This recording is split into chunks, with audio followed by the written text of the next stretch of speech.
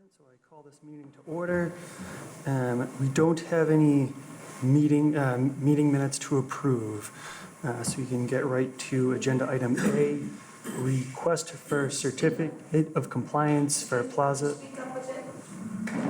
Try. All right. Request for certificate of compliance, Plaza Fresca LLC, 1768 Main Street, Assessors Map 85, Lot 5, DEP file number 305-939. Could you introduce yourself for the record? Sure. Mira Cousins with Civil Design Consultants. So I'm here on behalf of the applicant Plaza Al Fresca LLC to request a certificate of compliance for an order of conditions that was issued back in 2012 to the previous owner of the property. So the work for that proposal in 2012, order of conditions, was completed about 10 years ago. A certificate of compliance was never filed by the previous owner after construction was completed. So the new owner of the property is looking to close the loop on that. So you may remember I was here earlier this year for an RDA at the same site for the repaving of the existing parking lot, and that work has all been completed. I walked the site with Joe about 2 weeks ago, and it's my understanding that there's no outstanding issues. All right. Does anybody on the commission have any questions or comments? Not hearing anything. Joe, do you have any questions or comments? My comments are that, so I did do a site visit with the applicant. The site looks good. Generally, from what the eye can tell, looks like it was conducted, or the work was conducted in accordance with the plans. There wasn't an as-built submitted, but it's not a requirement of 310 CMR 10 or the order.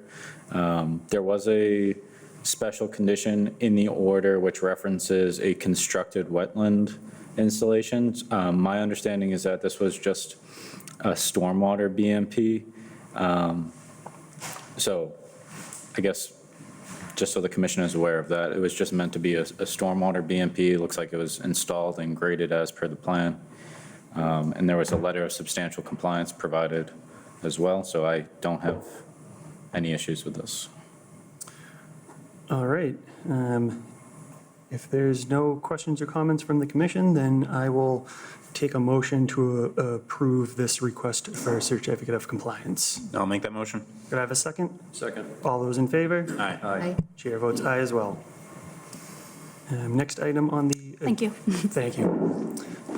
Next item on the agenda is public hearing, request for determination of applicability with Stanley Thomas, 850 Old Shawshene Street, Assessors Map 99, Lot 10. Is there anybody here for that? Could you please come up and introduce yourself? Was it for? What's that? Which one? This is agenda item B, request for determination of applicability. How's it going? How are you? If she wants to come up, she's allowed. Don't worry about it. What's happening? I don't have a program.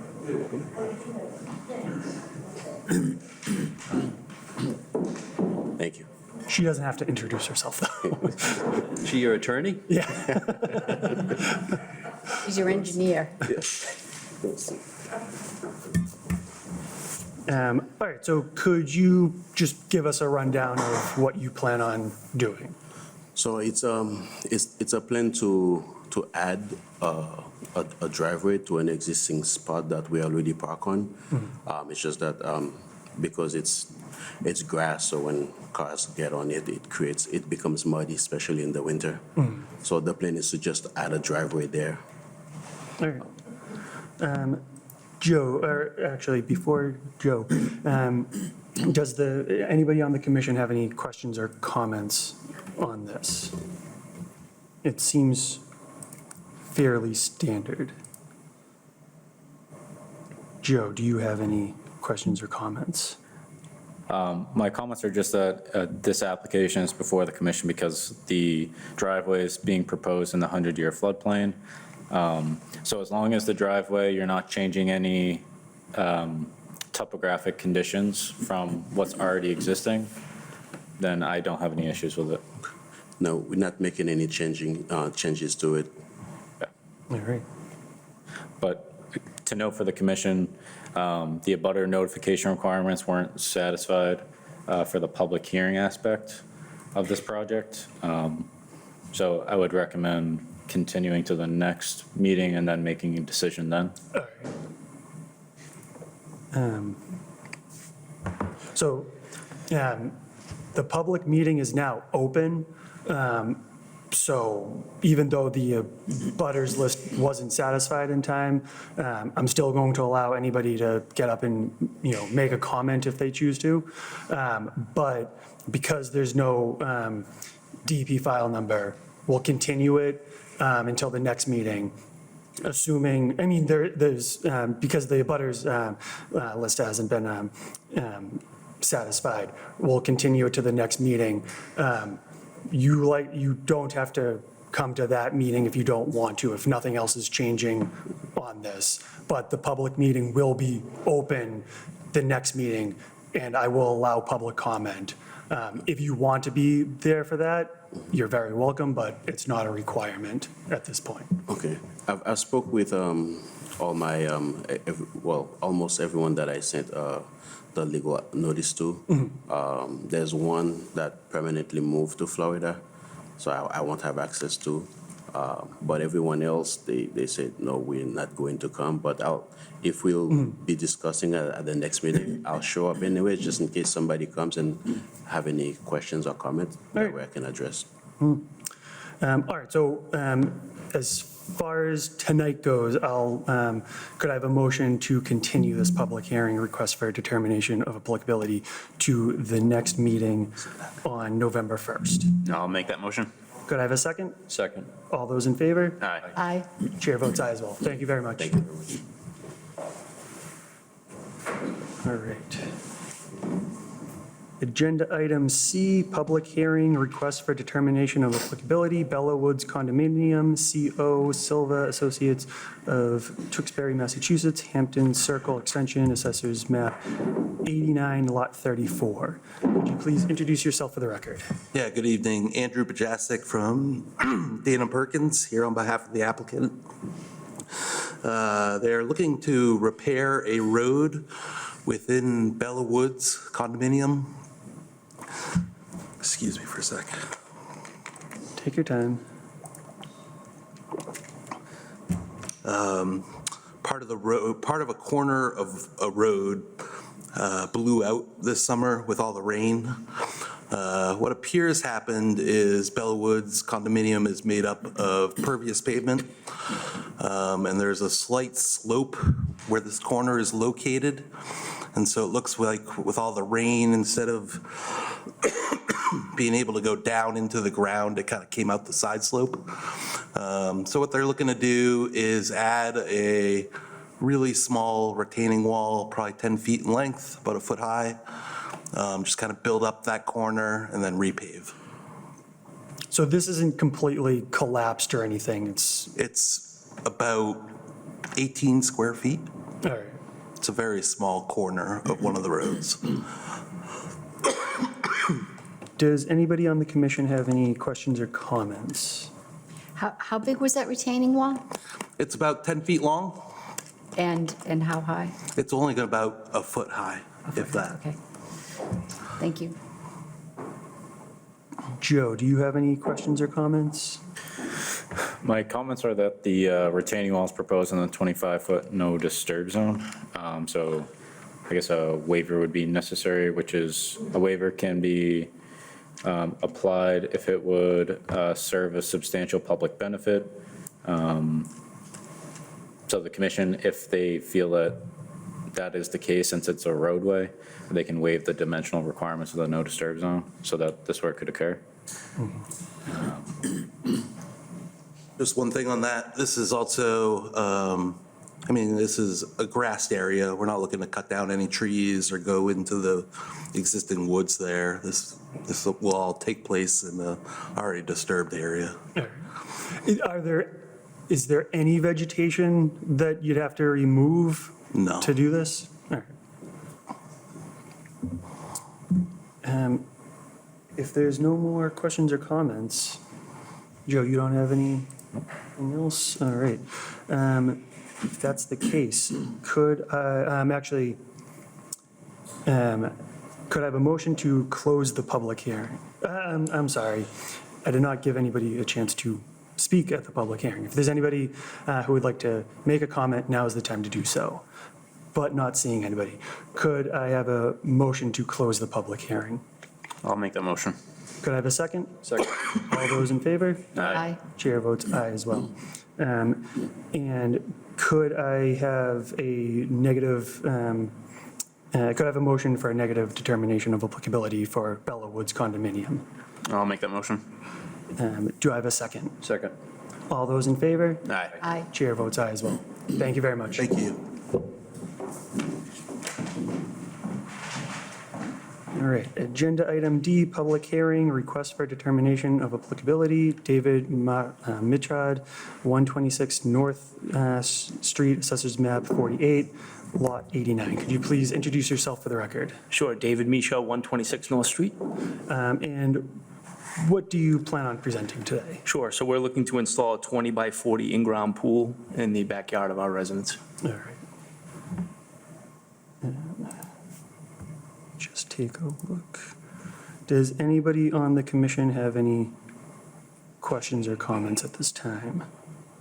The picture that you have here, Joe, with the yellow tape, is that how big the pool will be? Is that what the yellow tape No, is? so that's a good question. That's 100 feet from where the wetland is.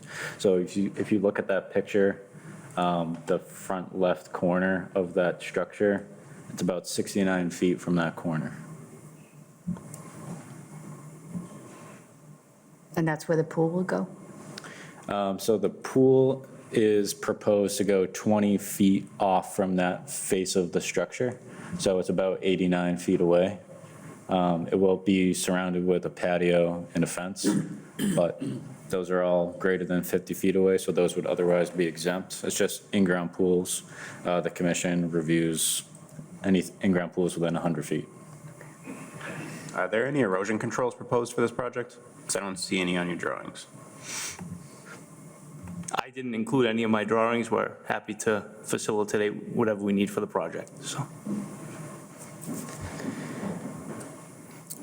Joe, do you have any questions or comments? Yeah, so to that note, I don't see any issues with this project, considering it's 89 feet away from the nearest wetland, provided that the commission considers the following conditions. So installing and maintaining sediment controls, which shall include of a properly entrenched silt fence and/or stake straw wattles around the area of construction as to prevent the deposition of sediment from construction activities into nearby wetland resource areas. The sediment control shall be installed prior to construction activity commencing and shall remain in place until all areas of disturbed soil and other erodible materials have been stabilized at the site. And then the second condition is, prior to any construction activity commencing, the following must be completed. The sediment control shall be installed by the applicant or an agent of the applicant, and the conservation agent shall inspect and approve of the installed sediment controls. So in short, just installing those sediment controls around the area of construction and then giving me a call to do an inspection prior to construction. Not a problem. All right. All right, if there's no more questions or comments from the commission, I will open this up to the public. If anybody has any questions or comments they would like to make, now is the time to do so. And not seeing anybody, could I have a motion to close the public hearing? I'll make that motion. Could I have a second? Second. All those in favor? Aye. Chair votes aye as well. And could I have a motion for a negative determination of applicability? I'll make that motion as discussed. Do I have a second? Second. All those in favor? Aye. Aye. Chair votes aye as well. Thank you very much. Thank you very much for your time. All right, agenda item E, public hearing, notice of intent, James Geary of Structural HD Construction LLC, 3 Miles Road, Assessors Map 82, Lot 109, DP file number 305-1190. Could you please introduce yourself for the record? James Geary, representing the homeowner. And could you give us an overview of what you plan on doing? Yes, proposing a addition that's going to match the front and back of the existing house and extend over to the left, I believe just under 14 feet. I'm going to look at that exactly, but two-story addition with 2 bedrooms and a full bathroom going in. And we're here because it falls within 50 feet of a wetland resource with a swale that feeds into a wetland beyond that. All right. Any questions or comments from the commission? Not, Where's the swale located? I don't see it on any of the drawings that should- we have access to. Or one of them's not loading for me. There wasn't So- one located on any of the plans that I had originally. When Joe went out to do his review, because there was a wetlands about 90-plus feet away, he went to do his review and located the swale about just under 50 feet. I think it was 48 feet, right around there. You not see it? I think that's the plan set, I can't open it. yeah, that's not opening for me either. I got it right here. Wilmington one's not loading. Yeah. Is that the? Yeah, it's the site plan revised. Yeah. Okay. It says estimated location of swale noted. No, it's the site plan revised, not the MA Wilmington. No, but that's what we're saying, is that this one's not, it's just going to this blank. Yeah, so try the other one. Yeah, try clicking that one. That's the same document? Oh, there it is. Is that what you're looking for? That is the site plan. Okay, I just want to make sure there's a full plan set in front of Sorry. it. There's one page, right? Yeah. There's no swale drawn on it, right? There's no swale drawn, but there should be like that 48-foot measurement from the. So yes, there isn't a swale drawn on it, but that's just that 48-foot measurement. That make sense?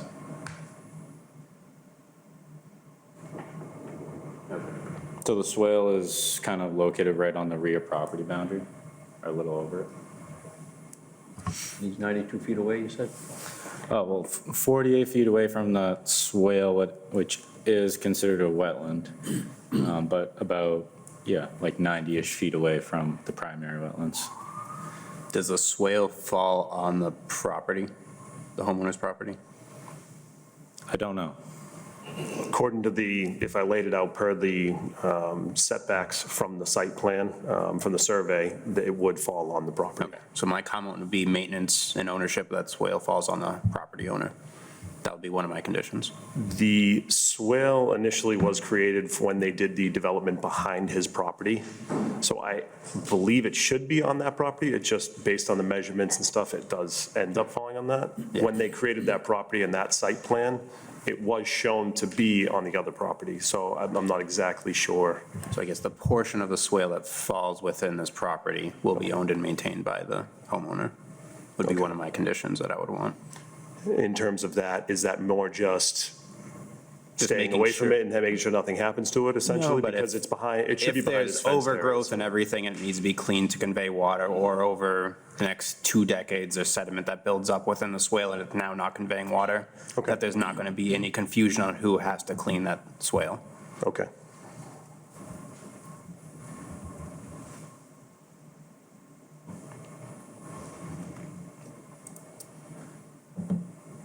Joe, any questions or comments?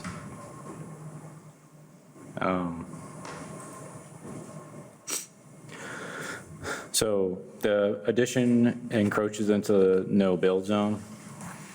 So the total no-build zone is about 2,450 square feet. I think your calculation also includes the no-disturb zone, so it's effectively doubled what it was supposed to be. Okay. But regardless, it's still below the 10% threshold per our bylaw. I just wanted to point that out to the commission. And aside from that, the commission may approve of the project.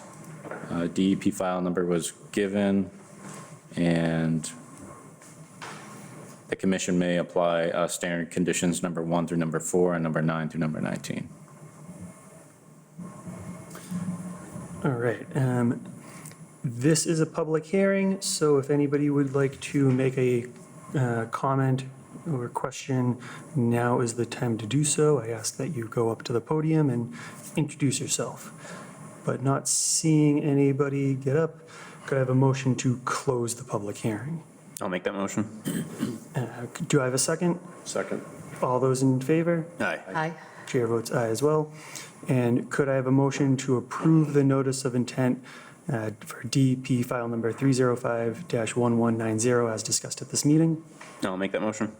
Do I have a second? Second. All those in favor? Aye. Chair votes aye as well. Thank you very much.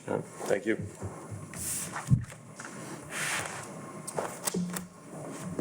All right. Agenda item F, public hearing, notice of intent, Civil Design Consultants, Inc., Andover, Massachusetts, on behalf of Treehouse Brewing Company, Charlton, Massachusetts, 1879 Main Street, Assessors Map 84, Lot 18, DEP file number 305-1185. Could you please introduce yourselves for the record? Jim Hanley, Civil Design Consultants. Mira Cousins, Civil Design Consultants. And what would you like to do today? Yeah, so I think today we're best suited to provide you with an update. It's been a bit of time since we've been back in front of you. So we originally filed the application, I believe it was June, earlier this year.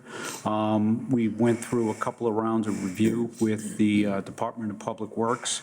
There is a disagreement between the interpretation and how the standard 7, right, which is the redevelopment standard, and then how maximum extent practicable is applied to redevelopment projects. So that came out sometime maybe in August, give or take. And we've been trying to work back and forth with DPW to provide them with the information that they need. For a time, we kind of hit a bit of a log jam on it. Treehouse has employed some additional expert consultants who are specifically experienced with the stormwater management standards of DEP. We're working through the issue. So where it stands right now is, I believe it was last week or the week before, we resubmitted plans to address everything except for this one issue. We believe everything else is addressed. There was one comment relative to floodplain. I don't know if you recall that the last time we were here. You guys made a comment. We thought it was very reasonable. We modified the plan accordingly. We resubmitted that. I believe Joe's looked at it and believes it's we've addressed it. And then last week, Treehouse's team had a meeting with department heads in town, DPW, planning, conservation, in the town manager's office, really just to kind of walk through and identify, further define the issue. And then we presented some information relative to how other towns have enforced this same regulation on similar projects. So that information, the meeting was Friday, the information was provided on Monday. We're hoping that we've addressed everything. I don't know that to be the case yet because we haven't gotten anything back. Usually takes a few weeks. So at this point, we're in a bit of a holding pattern, but I think you guys expressed interest in hearing from us at the last meeting, so we just wanted to come and give you an update. Thank you, we appreciate that. Just so I'm correct, the issue is with standard 7, the redevelopment, not standard 4, which is also a maximum extent issue. Yeah, so standard 7 allows projects that meet the redevelopment threshold, which is essentially a reduction in impervious surface, right? It allows certain allowances against some of the other regulations, one of which is standard 4, right? So the one item we can't address because we are within a floodplain is the pretreatment requirement into the infiltration basin. I can't cut any lower because I have groundwater to contend with, and I can't fill to create the vertical separation I need to get the treatment because I'm in a floodplain. So we're kind of like locked in this, like I literally can't change it. We looked at what it would take to comply with the new construction standards, and that would essentially cut the development in half. And again, this is just a parking lot, right? So right now, I think we have 138 spaces. We looked at it at a high level to see if we could address DPW's standards without substantive changes, and we can't. And then, so that was the delay, is that we had to regroup with Treehouse, we had to get their attorneys involved, we had to explain the situation, they had to do their research, and that's where we are. All right. Does anybody on the commission have any questions or comments at this time? Could you just explain when, I'm sorry. Could you just explain when from the infiltration basin, the gate valve will be utilized from the under drain? When? Yeah. It's It's only if normally we. closed, so. Yeah, so it should be closed, right? It would only be if it was holding water and we had to drop the water elevation to do maintenance or repairs. But if you were to look at the standards, specific to infiltration basins, it's a improvement that they, I don't know if they require it, but they support it. Is there a maintenance plan for that gate opening once a year or something like that, just to make sure it doesn't freeze? No, but, I mean, that's something we could do, Okay. yeah. Joe, do you have any questions or comments? So I guess I just wanted to comment on some of the things that the applicant had stated. So new site plans were recently submitted, I think October 5th or October 6th. So those site plans address the compensatory flood storage issue that the commission heard about, I think, in August. So the issue with the compensatory flood storage was that the stormwater basins were the volume of the stormwater basins were basically being double counted as stormwater volume and compensatory flood storage. So now that we had that conversation in August, we're on the same page. They had removed the compensatory flood storage volume from those basins, changed the grading within the site, and so that's no longer an issue. So I think we're just back in this holding pattern of, because revisions were made to the site plans, now engineering reviews it again for any additional potential oversights for stormwater compliance. And then once we hear back from them, we can evaluate the site again. All right. Any additional questions from the commission before I move it Good. to the public hearing? So this is a public hearing. Your intention is to continue this, but I will give a moment if anybody wants to make any questions or comments at this time. You are free to do so, but you will have an additional chance at a follow-up meeting to do so also. And not seeing anybody, could I have a motion to continue this, this notice of intent? And is there a specific date? I think 2 weeks out, we may, like this is a priority project. We'd really like to be able to build this in the late fall at this point, so we'd like to continue it 2 weeks. I think you meet on. 2 meetings or 2 weeks? November 1st? 2 weeks, the next meeting. All right. Yeah. Could I have a motion to continue to the November 1st meeting? I'll make that motion. Do I have a second? Second. All those in favor? Aye. Aye. Chair votes aye as well. Thank you for. Yeah, thank you. Thank you.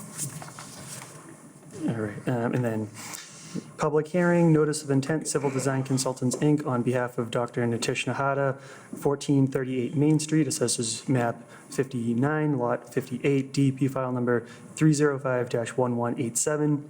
And could you please introduce yourselves for the record again? This is been continued. Yeah, this is Oh. Yeah, going to be okay. continued. All right. So, my bad. I spoke with Joe earlier today, and by the time I got the email over to Joe, it was probably after he was ready, preparing for this. But we've asked to continue this. We have, the applicant's attorney is trying to work with the HOA to address some of their technical concerns and maintenance concerns, and we're hoping to meet with them next week, potentially. But we have a little work to do left on our side. All right. Yep. Is there did we say a specific meeting that you want to? I think actually this one, we could kick out 2 meetings, I think. So I don't know where that falls, is it the 14th? November 15th, I think. 15th? All right. So could I have a motion to continue this notice of intent to the meeting on November 15th? I'll make that motion. Do I have a second? Second. All those in favor? Aye. Chair votes aye as well. And just so, for clarity's sake, the Dr. Nitish Nahata, the dentist office, that's being continued. It won't be discussed further this meeting, if anybody was here specifically for that one. But moving on. Agenda item H, public hearing, notice of intent, Civil Design Consultants, Inc., on behalf of LNG Main Street LLC, 1167, 1177, and 1187 Main Street, Assessors Map 61, lots 1, 105, and 107 respectively, DP file number not yet assigned. Could you please introduce yourselves for the record? Jim Hanley, Civil Design Consultants. Mira Cousins, Civil Design Consultants. And what would you like to present today? Okay, so we're actually going to approach this a little differently than we typically do for a notice of intent application, where we have a real estate development project in front of you. Some of you may recall that we were here 2 years ago for an ANRAD, a notice of resource area delineation. Specifically, so we could advance this project forward. We made some progress with that, but there was one outlier that we were not able to address, and that we're hoping that we can get some feedback from the commission tonight on that. And that is the status of the Darby Brook, and whether or not that is considered intermittent or perennial. With that said, I have a couple of handouts I want to pass out here. Thank you.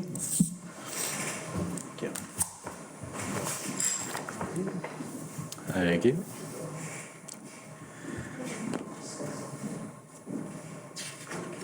Okay, so the idea of this first handout here is to just kind of walk through the history of how the town, of the projects that have gone on and the determinations that have been made specific to Darby Brook and the general vicinity of the project site, which is 1177 Main Street. First page just kind of gets you oriented, shows you where Darby Brook is. It goes from Round Pond in the south and then eventually past our site. Sorry, they were just asking what item. No problem. That's H on the agenda. Passes through our site, crosses Main Street, wanders through and past Lee Street. And Can we get a copy of that drawing? I'll put it up on the screen or something, because we don't know what We can't hear you. I don't have another copy. I would Yeah, gladly give one. I don't have one. copies of that. They can use mine.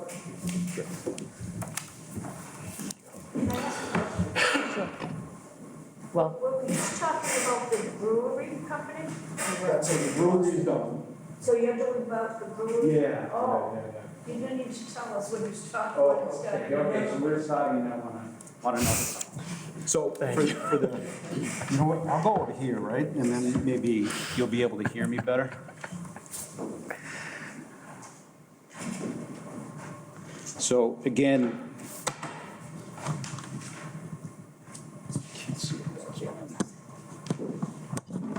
okay. For the benefit of the audience, what we're trying to accomplish tonight is determine or get some feedback from the commission on the status of the brook. You can't hear me? Okay. Would you like, you could sit here, it might, We just all would like to hear you. okay. I'll do my best to pronunciate. So the first page, it kind of gives you a sense for what's where and where our site is located along Darby Brook. The idea here is that we're just going to kind of walk through a few determinations and projects that have happened over the last, say, 20 years around Darby Brook in the status that has previously been determined. So in 2001, McClellan Oil approached the town, right? This was before there was a requirement in the Wetlands Protection Act to document with video or photographs a dry stream bed. What you needed at that time was either field notes or some other form. You didn't specifically need photographs yet. That happened in 2002. A local engineering company approached the town. They did the site design. It was in their application that they indicated that it was their belief that the Darby Brook was intermittent. That was accepted by the commission in 2001. So that's the first point at which Darby Brook was accepted as an intermittent stream and not a perennial stream. So fast forward to 2007, our direct abutter to the south, 1201 Main Street. They filed what's called an ANRAD, an abbreviated Notice of Resource Area Delineation. You've had the same wetland, you've been fortunate to have the same wetland consultant for about 2 decades. He's very familiar with the area. He reviewed their application. He determined there's no perennial stream within 200 feet of the property. Commission accepted it, issued an order of conditions.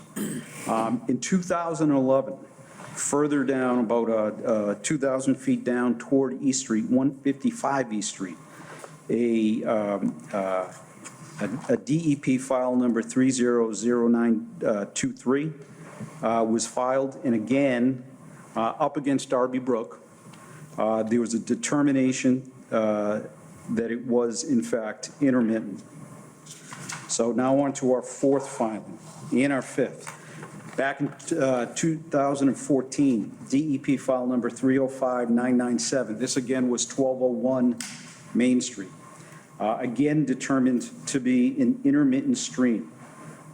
In September of 2014, in October of 2014, the engineering company TEC was out. They observed the stream bed dry. Then again, in December of 2014, your consultant went out there, observed the stream bed dry. An ANRAD was filed in 2015, and it was also observed dry, right?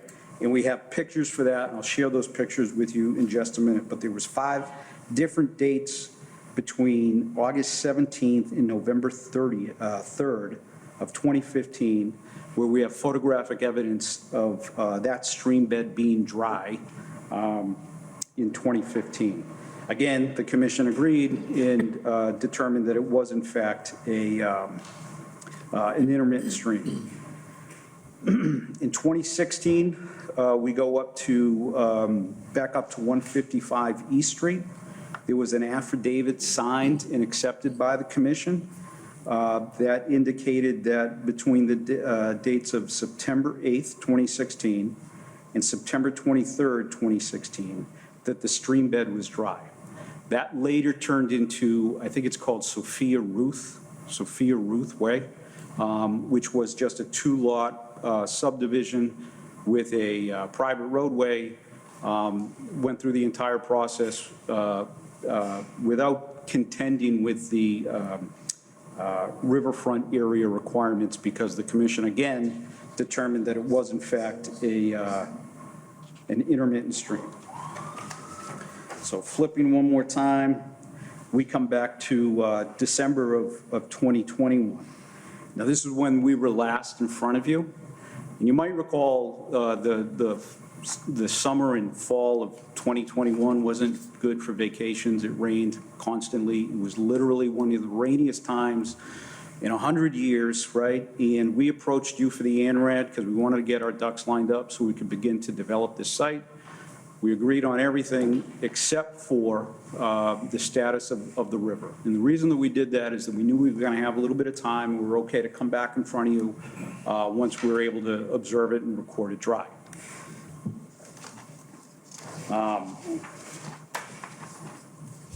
Fast forward a few months. Now we're in April of 2021, or this is previous 6 months prior to. Jacobs Engineering approached you specific to the Route 38 improvements and provided a picture of the stream bed dry. The picture was taken during a drought advisory, okay?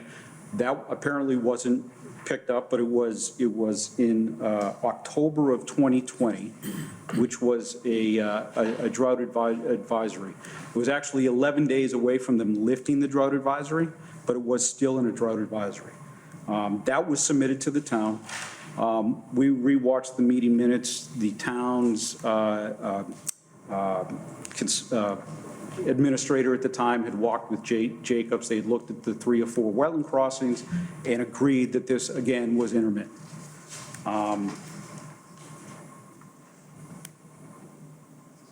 Yeah, so I just kind of wanted to give a little bit of history here on this thing. So we basically kind of have outlined 6 or 7 different times over the last 20 years where people have looked at this exact stream bed and indicated that, yes, it is intermittent. I'll also ask that you take a look at Mr. Manuel's review comments from 2021. He did recommend that the commission determine that the entire portion of Darby Brook that goes through the site was in fact intermittent. And that goes through his, part of that is due to the fact that he's kind of reviewed this specific area for the better part of 2 decades. He's very familiar with it, and he's very familiar with the projects that have come through. With that said, I'd like to give you one more handout. Thank you.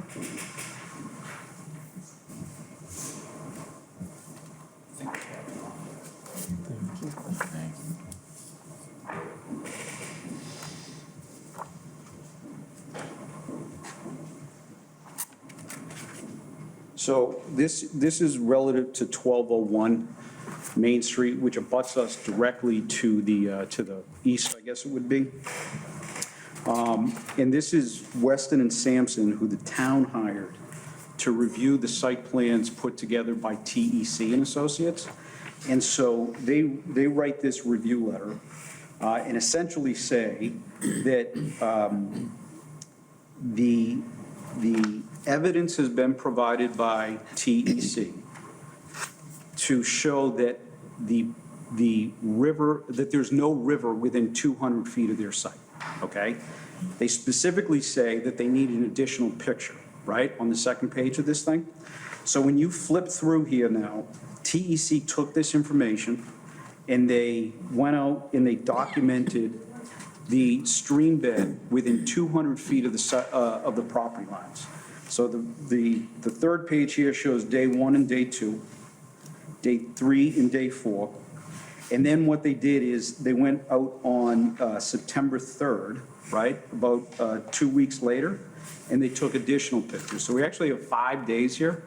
And the last 2 pages, or the last couple of pages here, actually show the GPS coordinates of where they took those pictures. So if you look 4 pages in, Excuse me, do you have an extra set of those? Because we didn't do I don't, Okay. I'm sorry, I don't.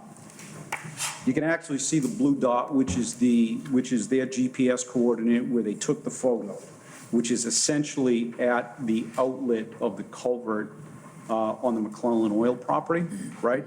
So we now have the better part of a half a dozen previous submissions that the commission has reviewed and determined that the stream bed is intermittent, not perennial. We have the consultant directly next door with the geotag on the photo, right? That shows where those photos were taken. We have the dry conditions in the photo. And then the last page is specifically the drought condition, or the lack thereof, when the photos were taken. So the final thing I kind of want to point out is that in all these letters, you'll see that it's worded very specifically, that specifically to 1201, that there's no intermittent stream within 200 feet. And the reason that's important is, let's just say we were developing this property, which abuts us to the south here. If we did have, if this was a river and this was flowing, you would essentially have riverfront area, because you're going to take a 200-foot arc from that spot, right? So that's why it's very important that they put in that letter that there was no evidence of a perennial stream or a river within 200 feet of this property line, which brings us into here. Because of the effort it's going to take to go through the process specific to the real estate development project, we're hoping that we could present this information to you, we could get some feedback from you tonight, and we could implement that into our plans moving forward. And the only last thing I'm going to say is that Bill Manuel does a really good job of providing context to the commission, which was essentially, if we do the same stream on 5 different projects, once it's determined to be intermittent, unless there's some unusual circumstance, which there isn't, streams don't change, right? They stay from one to the other. So there is some weight associated with these previous determinations by the commission. But he's your consultant, he wrote it to you, he recommended that you guys call it intermittent. Just kind of wanted to have this conversation now. The challenge over the last 2 years was when we submitted to you, we literally had one of the wettest summers and falls in 100 years, not hyperbolically, like literally. That was followed by a drought, right? So we couldn't take photos. And then we had this summer, which was even worse than 2 years ago, right? So we kind of be in this kind of odd position where we just can't get those photos. We know they were there in 2015. We know it. We have it, right? It was there in 2018, 2020, 11 days before the drought advisory was lifted. But I think all of this is kind of the granular detail and context that we're hoping you guys will consider. Mm-hmm.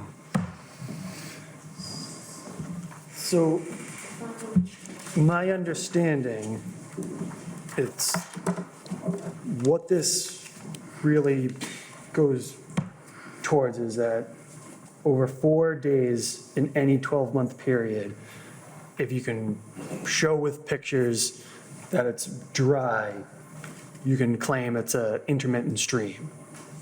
Yes. And you have 5 pictures within a 12-month period showing they're dry. But is there a similar thing for proving that an intermittent stream is now a perennial stream? No, so the obligation is on the part of the person that wants to overturn the known issue, right? And so on the USGS maps, it's illustrated as a perennial stream, which is a river, which would therefore be afforded the 200 foot. So it's our obligation to overturn it, right? We have this information from Weston and Sampson and TEC, right? And then we also have half a dozen previous determinations where this was specifically looked at. I've done a bunch of research. Joe helped me set me up with some of the files and stuff. You know, just because there's a lack of information in the file doesn't mean it wasn't considered by the previous commission, right? Not everything is documented. We're human. We look at the information. We use our judgment and our experience to make a determination. We don't necessarily write everything down. But this has certainly been documented consistently on numerous occasions as intermittent.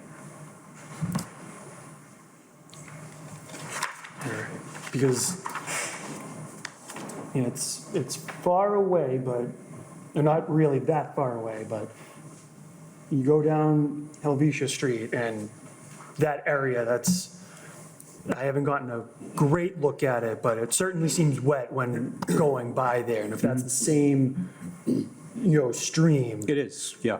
it's, it just, my concern is that like, you can prove it here, but then over in some other place, even though in multiple places, it's been documented as an intermittent stream. In other places, it certainly seems like a perennial stream. So it actually goes from Round Pond out toward East Street, right? So you're seeing the water out of Round Pond, right? And if you've been looking at that, 2 out of the last 3 years, it's just wet. It's like we've gotten a lot of rain. Last summer, we got none, and then we made up for it this year and the year before that. We do, obviously, when I'm presenting something like this, I'm talking to the people in town that have been here a long time, that are very familiar with it, and to a man, they're telling me that this consistently dries up in the summer, from Round Pond, all the way through. What we have is we have this evidence from TEC and Weston and Sampson. Mr. Chairman, just so you know, I lived on Lee Street all my life, most of my life. And I've seen that dry many a times. I've seen dead fish in it because they get caught up. But, I'd have to agree with him. I live right by the brook. Yeah, and I just want to be clear, like, I've also gone by that stream, on Helvetia Street and seen it dry many times also. But I think the concern is like, if it's documented as intermittent, and now it's considered intermittent everywhere, what is your plan for dealing with the water when it does come through? So, Sir, just so you're aware, there's a public comment period, but right now we're just going through the commission and the applicant. You'll have a turn later. Yeah. Do you have Apple CarPlay, Apple, so you're going to put video on there? Because we show that saying all flooded. No, we don't have No, that we don't have capability. that, sorry. yeah, so if you just look at the first page, you can see, if it was a little bit bigger, you'd be able to see that there's a pretty good defined stream channel, right? The stream channel is probably 50 feet into the nearest wetland flag, plus or minus, and then you have a 50-foot no build and 25-foot no disturb. So the closest, we wouldn't be inside of the 25 or 50, give or take, with anything that we do. Obviously, this is part of the process to come to you. So we know that it flows. We're not suggesting it doesn't flow. What we're suggesting is that annually, 4 days a year plus, we would typically be able to document that it doesn't flow for just 4 days. And that's what the regulations call for. All right. Any questions from the commission? I would just say that I don't think you can predict the future based on the past with climate change. Our climate is changing so rapidly. Looking at pictures from 2015, I don't see how you can possibly predict the future, so I think we have to be very careful. And so that does make sense, and that's a challenge that we deal with now, right? Like just the intensity, the rainfall that we get compared to what we typically got 20 years ago. But what we're trying to satisfy is that DEP regulation, and the DEP regulation says we need to document in photographs. It doesn't say, from like within a month, right? It says document, so there's no time limit on the photographs that we could have. We could have gone back to 1900 if we had them, but we don't have them, right? So There's no time limit except for it has to be within the 12-month. the individual photos, you need 4 within a 12-month period, correct, yeah. Which we have.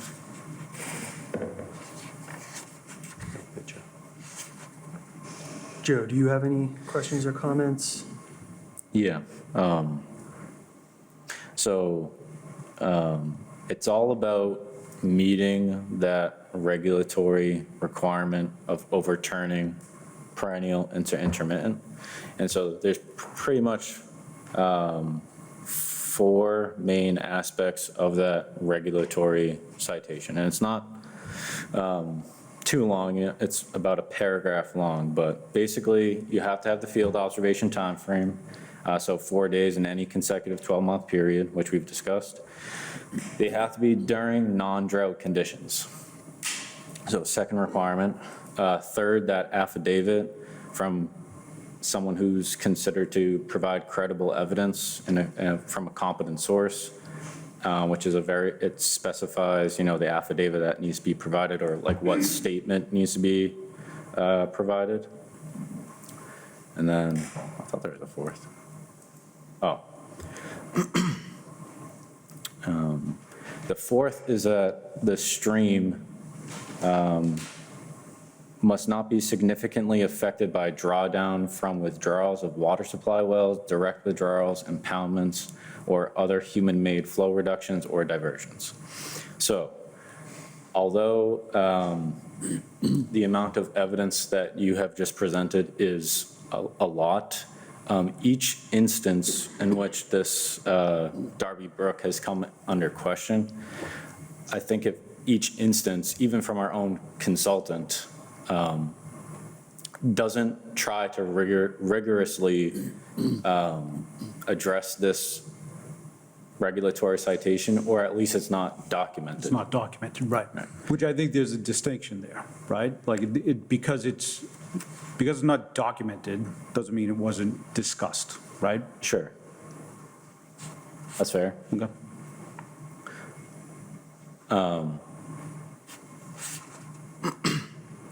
But to that point, I guess I would want the commission to apply a rigorous investigation as whether to overturn a perennial stream status. Oh, we got, So the most compelling evidence that you've provided is the 2015, this right here, which it seemed like attempt to address these regulations, where they did provide 4 photos during a non-drought period, within a 4 days of photographic evidence that, the stream bed's dry within a consecutive 12-month period. There wasn't any drought conditions, so there's 2 of the 4 aspects provided. The affidavit, it wasn't specifically that sentence, but the commission did apply that. So that's even, you could argue 3 out of the 4. But the 4th one with the 2015 is that this stream, so the 4th one is documenting that the stream isn't affected by any water withdrawals or human impoundments or diversions. And so that's the only requirement that really wasn't investigated during that instance of reviewing Darby Brook. And so if you look at Darby Brook, it starts from the beginning of Round Pond, flows underneath, I think, someone's driveway first, and then again underneath Helvetia Street. So through 2 culverts, both of which, are opportunities to be clogged. And there's even documentation through health department records of beaver issues, or there's material blocking flow. So I think those 2 culverts present enough of an opportunity to prevent flow downstream, where I guess that just should have been investigated. And I don't think it was investigated in 2015 because it seemed like they did a pretty thorough job of documenting their investigations. So I guess that's just my thoughts to the commission on overturning a perennial stream status for the site. Could I just possibly, so in this one here, right, the second to last page, I can only go off of what we have in front of us, but you can see that, this last photo here, that blue dot is pretty close to Helvetia Street, right?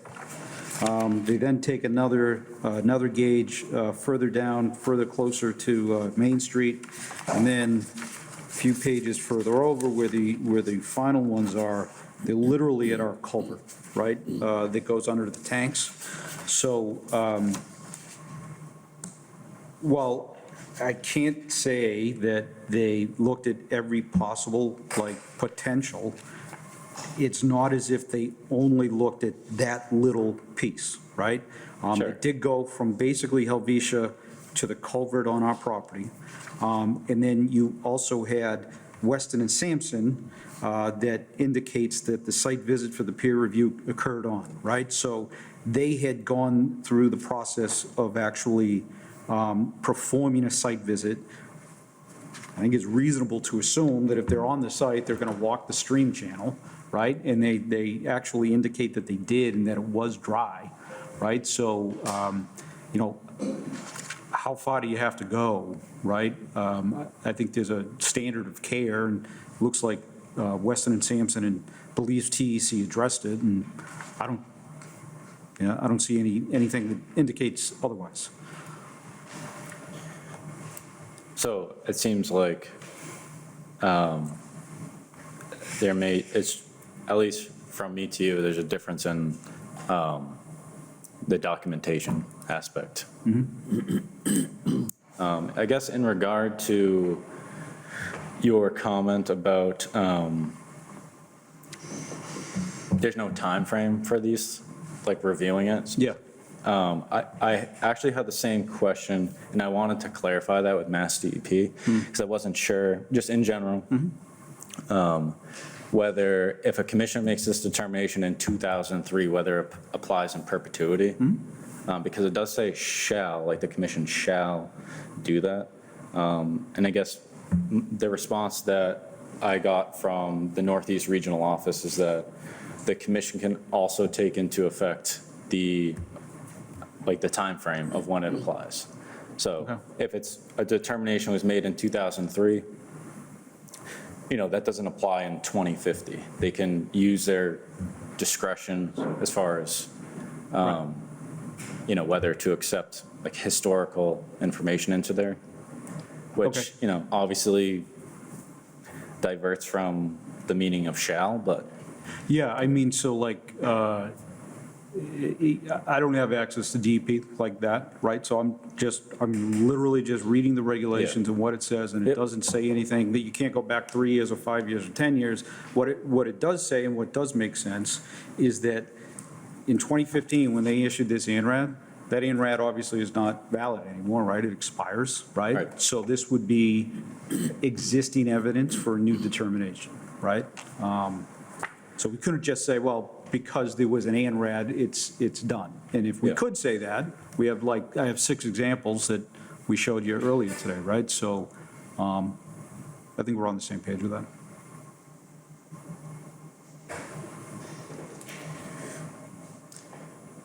All right, I mean,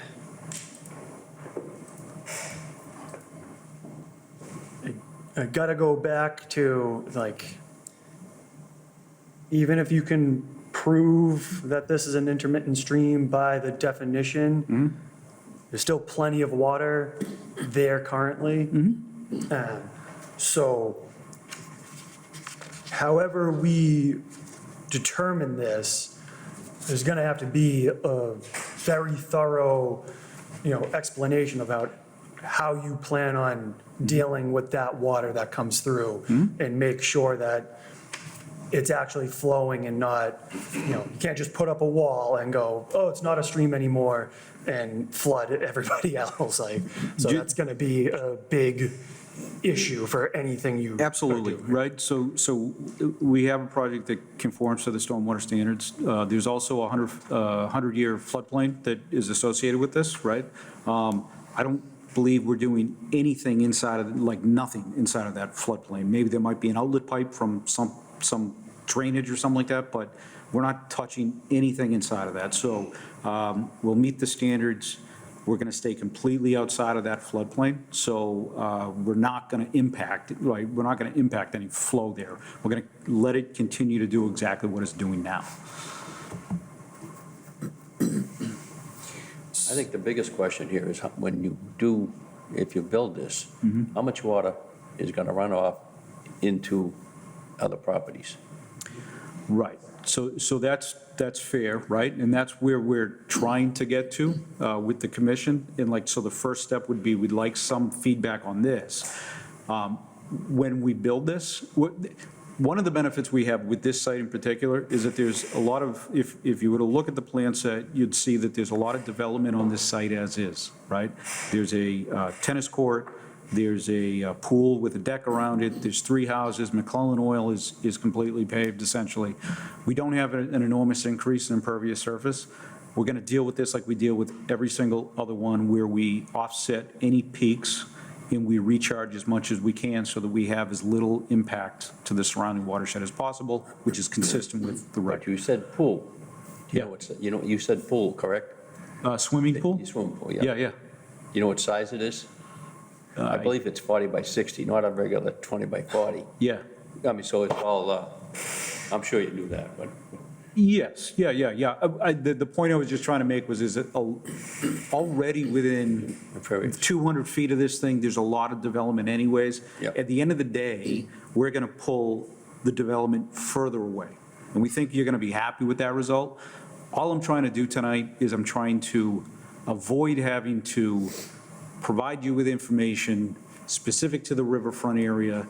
That gets very subjective. Joe can have an opinion, you guys can have, DPW, because it's just subjective, and it takes a lot of time to develop that. So we will do it if you decide otherwise, but we thought it was a worthy conversation to have tonight because of the history of the developments around it in the information we provided for 1201. All right. Any other questions from the commission? Evan, what are your thoughts? I think logically I agree with you, but how the regulation's written, I would have to classify it as perennial. But logically, all evidence you presented makes me think it's intermittent, but just by the definition of the regulation, it doesn't hit that. Unless there's any way, like the 4 days in non-drought condition Yeah. is the one part of the regulation. Everything you presented, I 100% agree with you, it's intermittent, but Yeah. the regulation says it has to be 4 days in a non-drought condition, which never was met. No, it is. This information right here, I thought the ones in August were during drought conditions. no, not in, from, This packet right here, so all these photos were, correct. Confirmed This is to be- different than. So what- 817 to 820 is not during drought conditions So, in 2015? I thought it was. yeah, that's correct. So this is a little bit of additional information that we're able to find in the file. So why in 2015 didn't they classify it as intermittent? Because it was non-drought and they had pictures.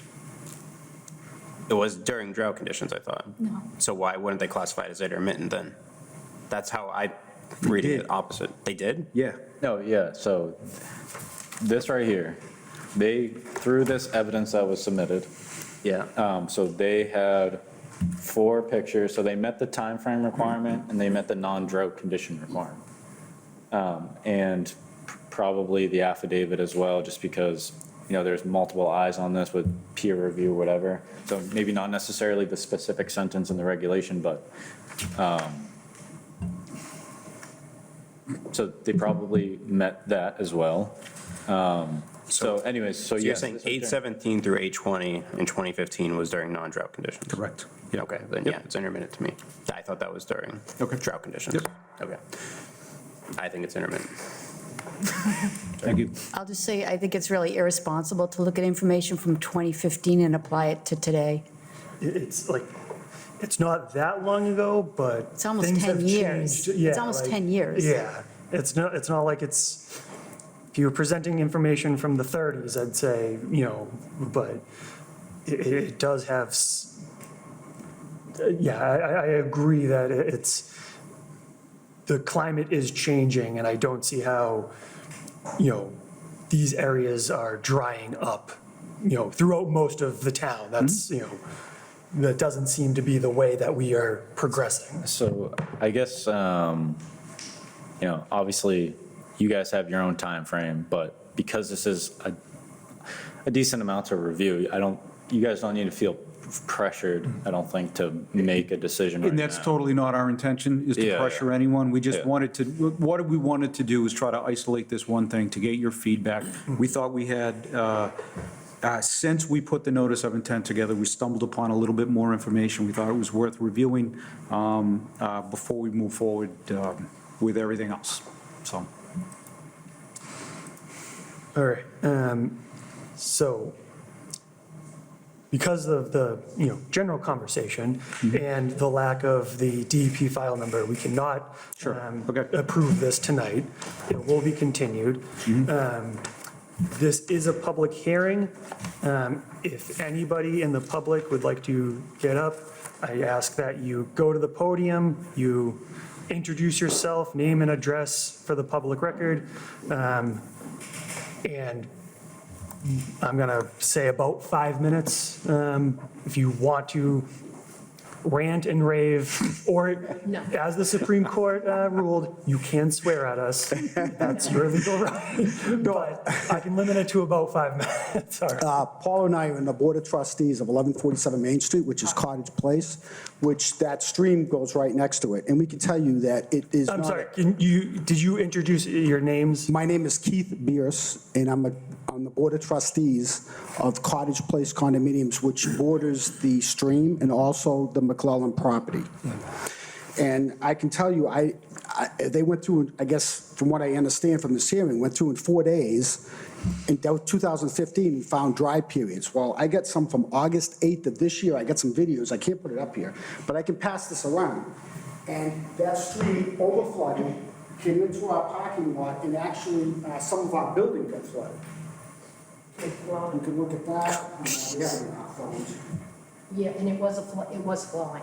You can tell that it. Yeah, you can see it was flowing. I mean, that is not a dry bed at all. I mean, as you can see. Paul, you've been there for how many years? I've been there over 35 years. It's a flowing stream. And there's wetlands behind the building. And from the rain, there was actually water going across James Ave. Have you ever seen the stream dry? Low, but not dry. This video that you're looking at was taken on August 8th of this year. Not in 2015, but August 8th of this year. Okay, I also wanted to mention something too. I just, if, Sorry, go yeah, ahead. No. if you're done, but please introduce yourself, name and address for the record. Thank you. Thank you. I'm not sure who's, We saw it. Did you want to see it? is it the, Yes. yeah, Yes, that was really good. I don't want to steal somebody's file. That's okay. Thank you. Yeah, we saw it. Okay, my name is Maureen Duffy. I live on Henry J. Drive.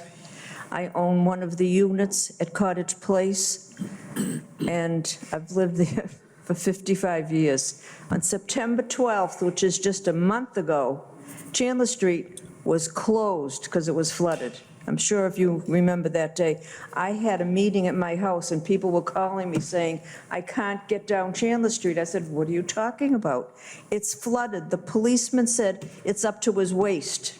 Now, I don't know how tall he was. He was probably taller than I was. But if the water was up to his waist and that street was closed, does anybody here remember that a month ago?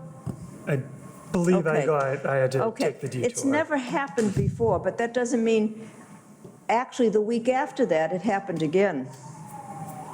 They're replacing that culvert right now. So right? September 12th on a Tuesday, Oh, on Easter. and the next Tuesday again. I think that's significant. That's it. Thank you.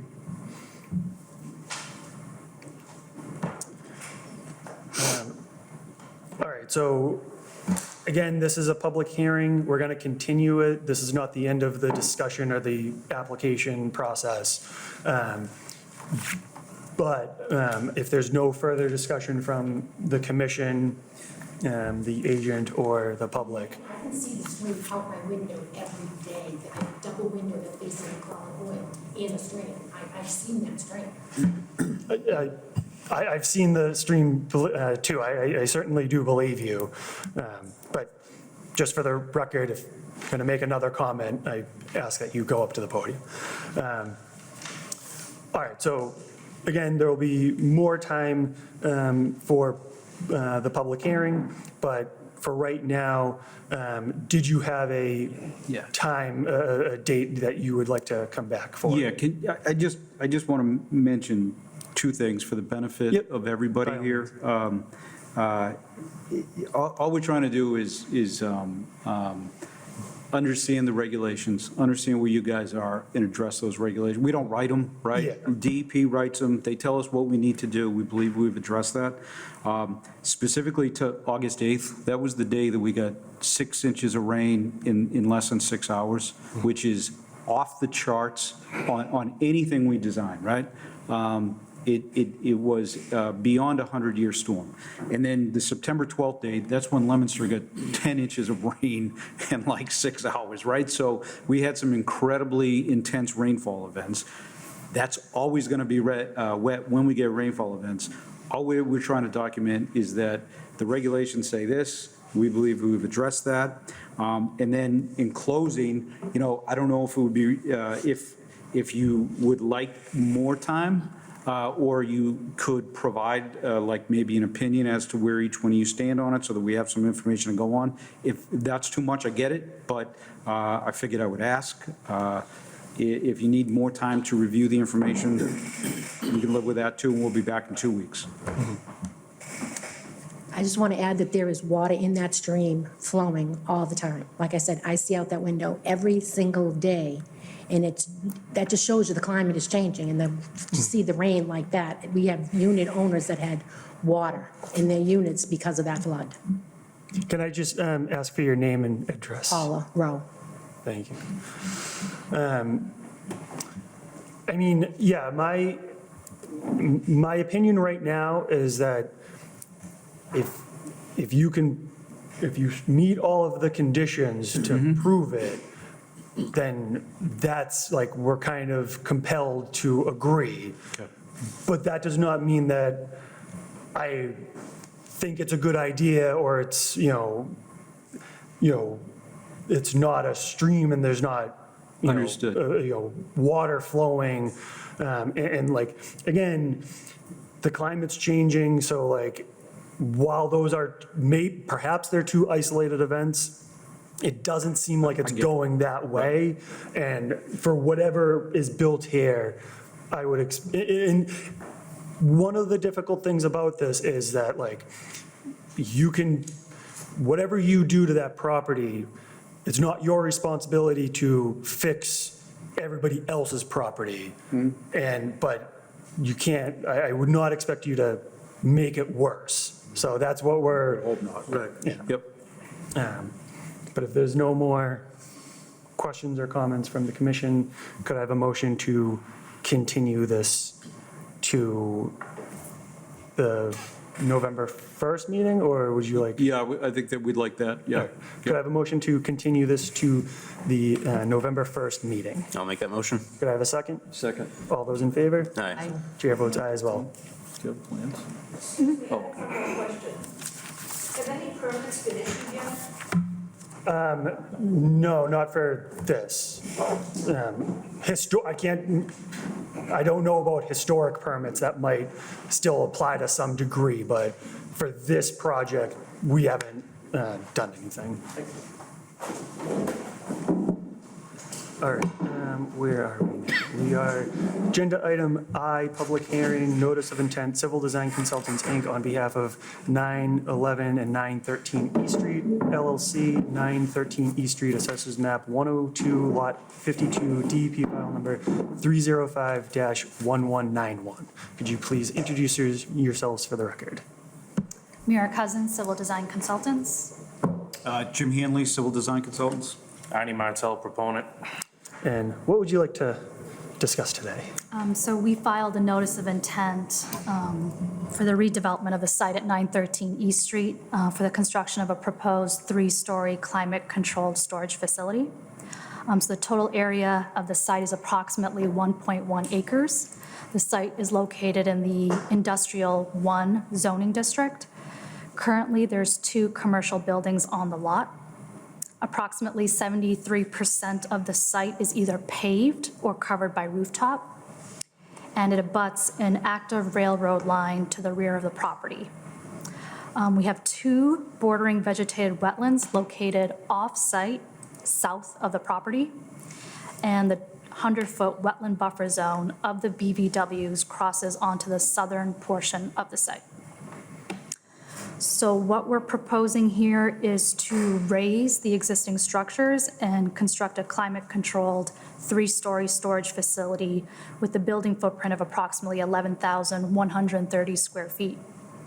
There will be a reduction of a total impervious area of approximately 1,000 square feet. Currently, there's 3,700 square feet of impervious area within the 100-foot wetland buffer zone. The proposed redevelopment will result in a decrease of 600 square feet of impervious area within the 100-foot buffer zone for a total of 3,100 square feet. So the majority of the impacts within the 100-foot buffer zone is proposed within existing pavement area. We are proposing to remove all existing drainage structures and replace it with new stormwater management system that's proposed to discharge into the existing infiltration pond that's located at the western corner of the lot. The stormwater system is designed to comply with all 10 stormwater management standards. I do want to note that we were here back in 2021 for a project at this site for the previous owner who wanted to build an addition onto the existing building. We had filed an NOI at that time, and we received an order of conditions. The project obviously never got built, and the property was sold to the applicant here. So I just wanted to give you that information. Besides that, I don't know if you want to add anything else. Happy to take any questions. Any questions or comments from the commission? I'm sorry, what are the businesses on the site right now? Well, there's a granite company, granite manufacturer, granite countertops. Oh, okay. And there was a landscaper there that just moved out there, they were renting.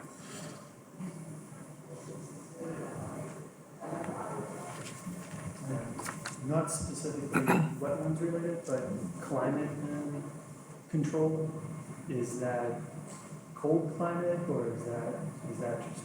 No, heated and air conditioning. Oh. Yeah. Nothing, Temperature regulated. all right, nothing extreme or anything like that? No. Dan, I think your mic's muted. All right, sorry about that. My mic was muted. I just want to repeat, on the record, I was just asking about the climate of the building. And Yeah, just temperature controlled, not like a cold storage facility or anything like that. It'll be just, temperature regulated. Thank you. Joe, do you have any questions or comments? Not really. It seems like the project is mostly just far away from wetlands and just, at least beyond 50 feet from the wetland boundary and within the buffer zone. Nonetheless, it still requires stormwater compliance. We are just waiting for a consultant engineer to review the drainage report for stormwater compliance, since our engineering division isn't providing that service for us. So just waiting on stormwater compliance. And there's absolutely no streams that go through this property. Any other questions from the commission? Not hearing any. This is also a public hearing. So if there is anybody in the public who would like to make a question or comment, now's the time to do so. But not seeing anybody, could I have a motion to close the public hearing? Oh, you don't want to close it? We're continuing. Yeah, we're Oh, continuing. we're continuing this one? We're still waiting for stormwater compliance. Oh, I'm sorry. Yeah, all right. I will not close the public hearing. Instead, I will ask for a motion to continue this to the next meeting. Is the next meeting? I think so. Could I have a motion to continue this to the November 1st meeting? I'll make that motion. Could I have a second? Second. All those in favor? Aye. Chair votes aye as well. Thank you very much. Thank Can I you. see it? Did you have a picture of the drawing, what it's going to look like? Yeah.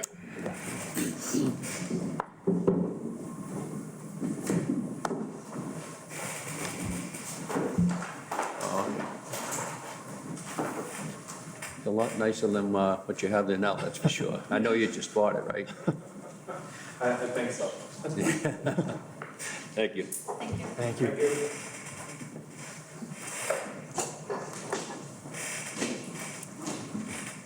All right, we are at agenda item J, discussion on 30 Commerce Way, assessors map 23, lots 18 and 19, DEP file number 3051162. Could you please introduce yourself for the record? Absolutely. For the record, this is Andrew Tebow with Goddard Consulting, the representative. Thank you. I actually have hard copies for all you guys and everything. I'm not using screen on it. All right. Yep.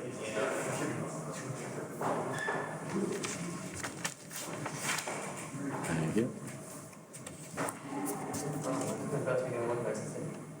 Looks pretty good. This is one tough piece of property. Thank you.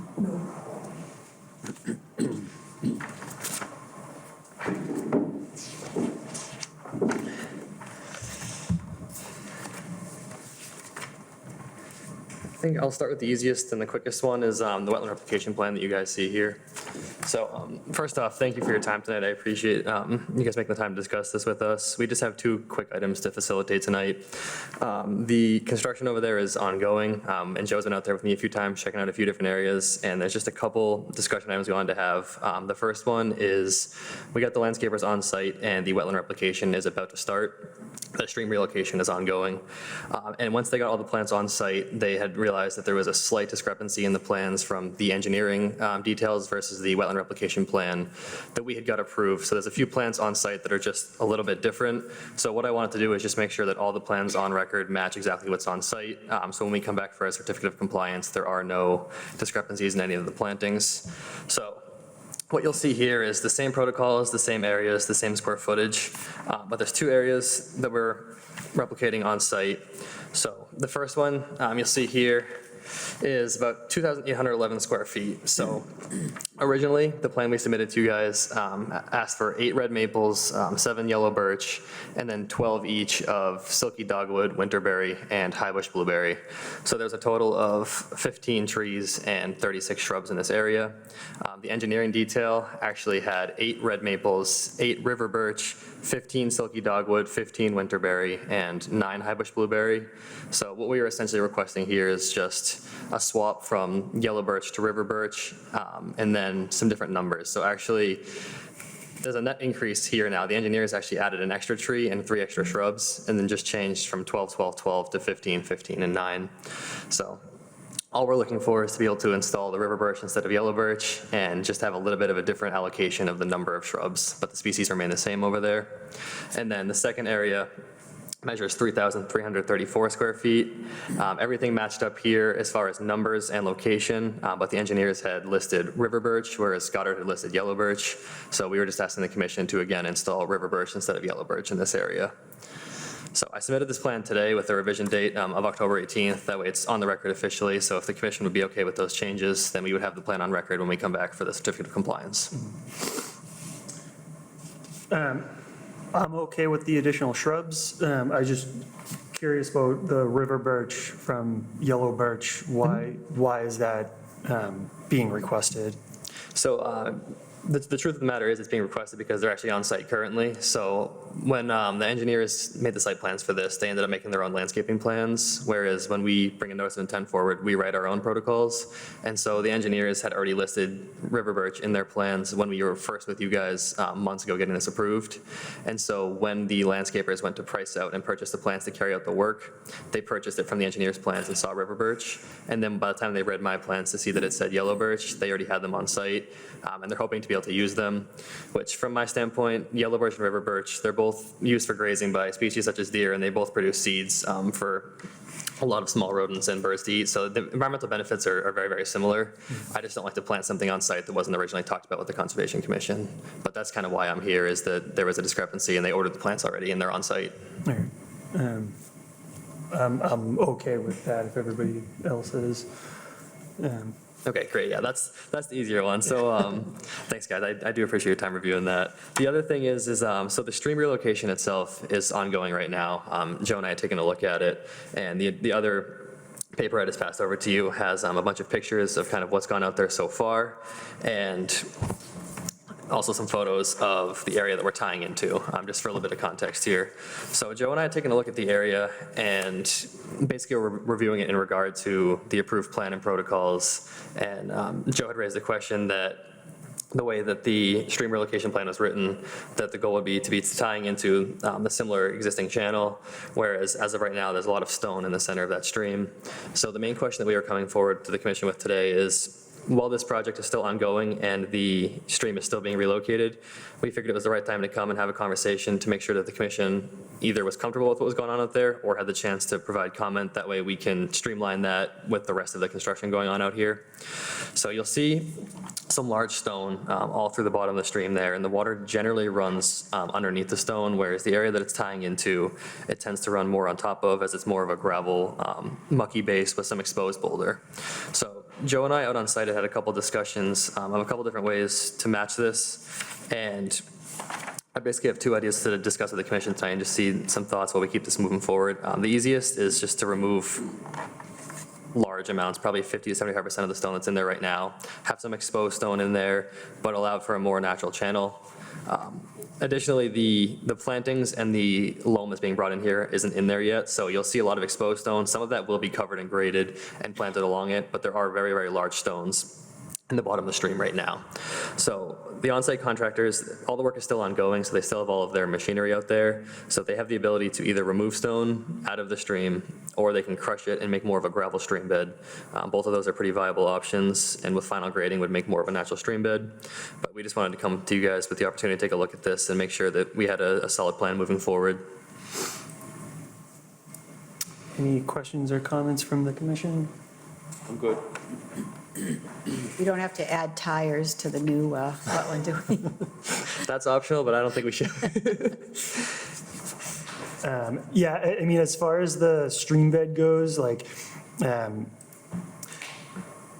don't think we have any, salmon swimming up the stream through those two pipes or anything. I wish we did. But yeah, but I do wish it was a bit more natural looking. I don't know how many animals are gonna enjoy jumping from stone to stone, weaving in and out of that. So like clearing it a little bit, removing the larger rocks, I think that would be a good idea. Okay, and I think that's the easiest way to get kind of the project design for both sides here, and they're still happy to do that. So I think that makes the most sense. And also with the loam still being brought on, once a lot of that stone's removed, what that grading will come down, and it'll cover a lot of the cracks there, and the water will flow up more on top of the stones and make more of a natural stream bed if we do that. All right. Just if I can jump in. Yep. The question was whether stone, a significant amount, should be removed or not. And, I would recommend while you're on site, that stone should be removed, just because it looks more like a stormwater channel than a stream that was relocated. I mean, there's a pretty stark difference between photos 1 through 4, and then looking downstream through photo 5. I mean, yeah, there's tires in the stream, and it's not really like a high-quality stream, but it's at least things where, at least like frogs can live there. So I guess my recommendation to be remove a large, like a significant amount of the riprap at your guidance while you're on site, just so it looks more like the natural stream bed. But obviously, subject to the commission's agreement or disagreement. Yeah, I'm looking at image 4707, and I think it's where originally, do you have this one? So, sorry. That photo is, that's not of the stream, that's from a different part of the site. Oh, that's a totally different, it's Yeah. not, all right. There's an image with a significant amount of standing water. I wasn't sure if that was an old photo. Oh, yeah. But apparently it does not apply. Yeah, But- the main thing we were coming with here is essentially, as we know, this project has both wetland relocation and stream relocation, so we will be coming back with a certificate of compliance. So the discussion here is that, to give you guys an opportunity just to make sure that the final design, when we come back, when we don't come back a year from now when it's built and have some disagreements when all the machinery is off-site. So that's kind of the goal here, is just to get some feedback to see if those changes were requested by the commission, when we can still carry them out in a very simple manner. Were these rocks that were on site and you just dumped them all in there? Is that- Yes, they were. So these all came from, it's incredible how many boulders are on this site, so they were crushing them and using them. And the plan that I drafted up, it does call for that. But I think what Joe had raised was that just the sheer amount and the size of them had made it more of a riprap channel than it had a naturally relocated channel. But I think that makes sense. As long as the commission's comfortable with it and we're good with moving forward, then this work can be carried out right away. I can keep Joe in close contact, and I'll be out there monitoring both the remainder of the relocation and the replication itself. Yeah, so this is kind of operating as like a, just as like an update for the commission, so there isn't like a, as long as there's a general agreement as to how to move forward, then that's fine, and that's how it should be moved forward, but it's not like a formal. Yeah, we're not going to take a motion or anything. Right. But No, yeah, exactly. Just a blessing and a good luck is all I need today. Has the erosion control been put back up that's shown in photo one? That kind of looks like it's torn down. Photo one, I can take a look at that. That's can see actually it the on edge the of it left right of there.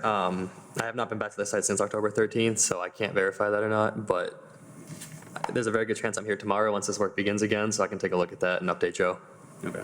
Then I saw Joe's email that went out in September. Are you guys going to start giving 3-month updates as required? We are, yes, and actually Goddard got retained to do that, so they'll be coming from me directly. Okay. if the commission doesn't have any more questions, I can say thank you for the update. And Yeah, that's perfect on my end. I appreciate the time adding me to tonight's agenda to discuss this, so thank you guys. thank you. All right, thanks, Andrew. Absolutely. Have a good night, guys.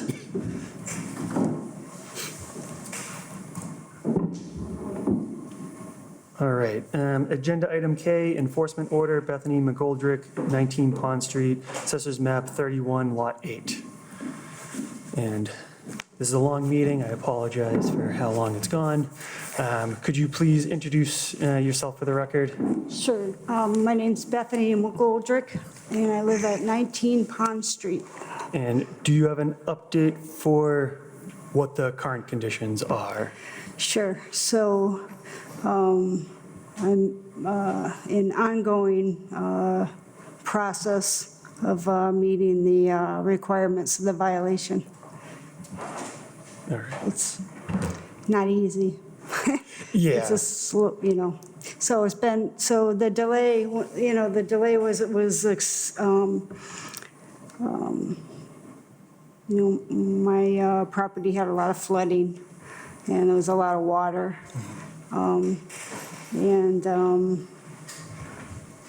Yeah, so I did some work when after the end of the first meeting I had the last time I was here, and then the last week or so, but that's really the only opportunity that I've had.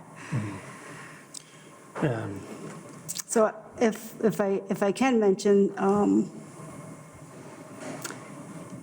the condition of the property is, what the material, the soil that I added, hasn't changed it, has not changed the area from, being ongoing wetlands. If I could, so I did take a photo of, the property just actually this evening before we came. And you might just have to press on it, but the area to the far left is where soil was added. But it does show, Joe was there for a site visit to it. It shows a panoramic, so you can kind of go across here to see what, here is where soil was added. This was, I showed you a photo prior to, in the last 20 years, that this was a lawn, a usable lawn. And then if you just continue on my property, it shows you continual wetlands are in between all those wetlands. This was lawn, and then these were all wildlife, wetland plants and stuff. So I just just want to say that, you know, initially it was my yard, my lawn, I was trying to better. And if you look to on the left side, the left side of the property, but if you look the whole entire property in between that and my neighbors, it's, I don't know how to describe it, it's wetland material with wetland plants, cattails. It's always been there. It's never, you know, I've never disturbed it or done anything to that. I just feel like, you know, if I was going to go and add additional land or property or try to make usable property, I just feel, I feel like I didn't do that. I felt like I was bettering a lawn that I had. And I think Joe mentioned that there were satellite imagery that showed that that was lawn for a long time, you know, in the past 25 years that I've been there. So anyway, I did want to mention that. I am working, you know, to try to remove what I can. Yeah. And I'll say this is a complicated one because it's, I think, a normal thing to want to improve your lawn, but it is within the wetland jurisdictions, and now that it's on our table, we have No, to talk about it. I totally understand that. Yeah. I just want the commission to know that, I don't know how, I just want you to know that I wasn't first time this was brought up was because my neighbor was extremely upset, and I do want to make two intentions. That one, I had no intention of thinking what I was doing was going to harm anyone else. And I feel like the distance between where it was and what you can see as wetlands shows that is not the case. And that was farthest from my mind that would even be a possibility. I wouldn't do anything that I thought that would be a possibility.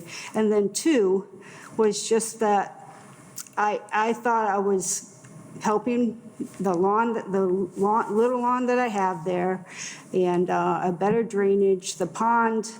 You know, we're fighting the pond on that property because there's so much plant growth in the pond. It's so thick, you can't even, I live on the pond a lot of times, you know, in this past year, it's just even really hard to paddle through the pond and stuff because of all the plant growth. And I don't know, I just feel like there's more water pushed on the properties, you know, because there's not so much water that can be contained in the pond itself. But again, I certainly can say, and anyone that knows me, that I'm a big advocate for the environment and the pond animals and the growth and the pond and the beauty of it.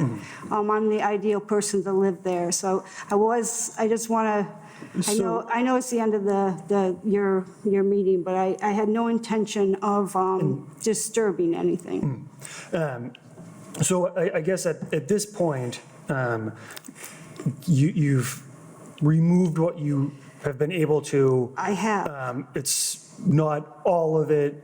So I guess like to a lot of it was washed, well, you know, a lot of it was removed naturally.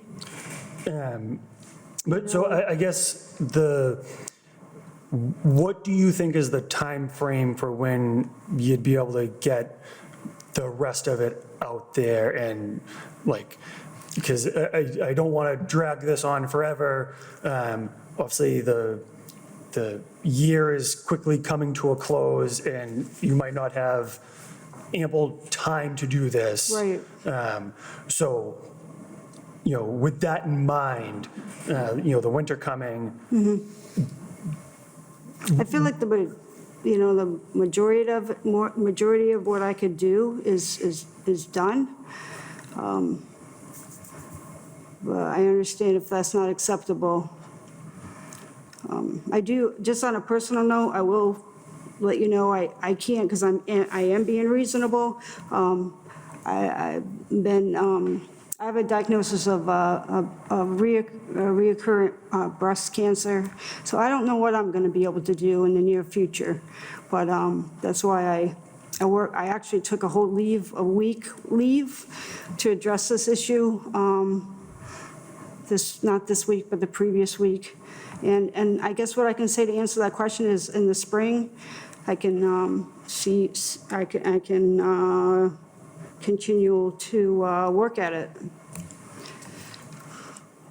all right.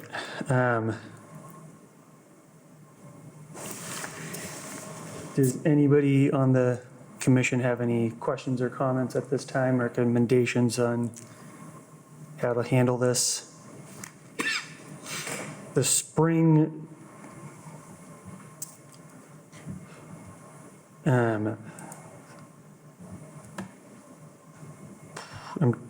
So, Mr. Chairman, can I just provide some input? Yep. So at the last Conservation Commission meeting, we wanted this meeting to happen so that we could establish a timeframe for, to bring the site back into compliance in accordance with the enforcement order. So I did do a site visit recently, which isn't captured in the document provided to the commission. So that was this week.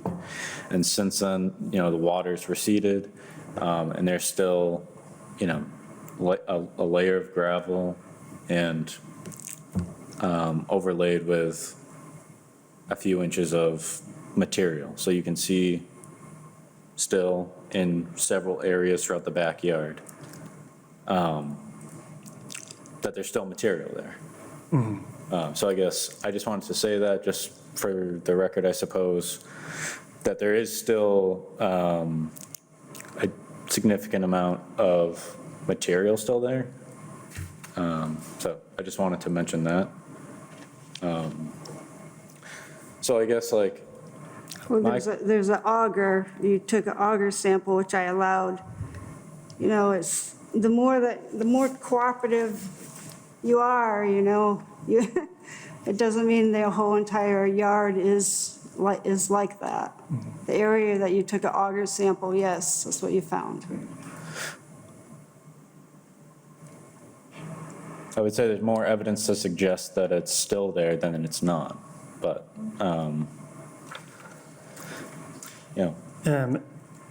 how many samples do you typically take when you? I mean, I was allowed to take two. All right. During that last site visit. Yeah. That's all you asked to take.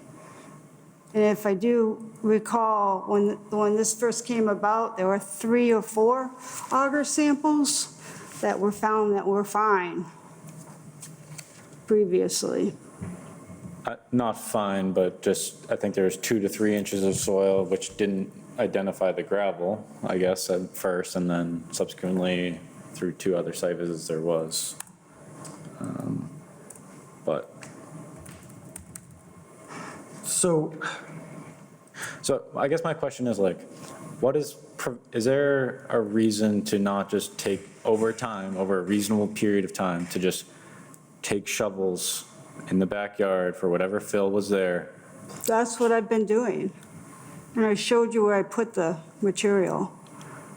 Okay. So The whole purpose of this meeting in particular was to establish a time frame so that it can be done in a reasonable amount of time. And obviously, yes, there certainly was setbacks from the recent rains, probably up until like late September, early October. So I don't fault you for that.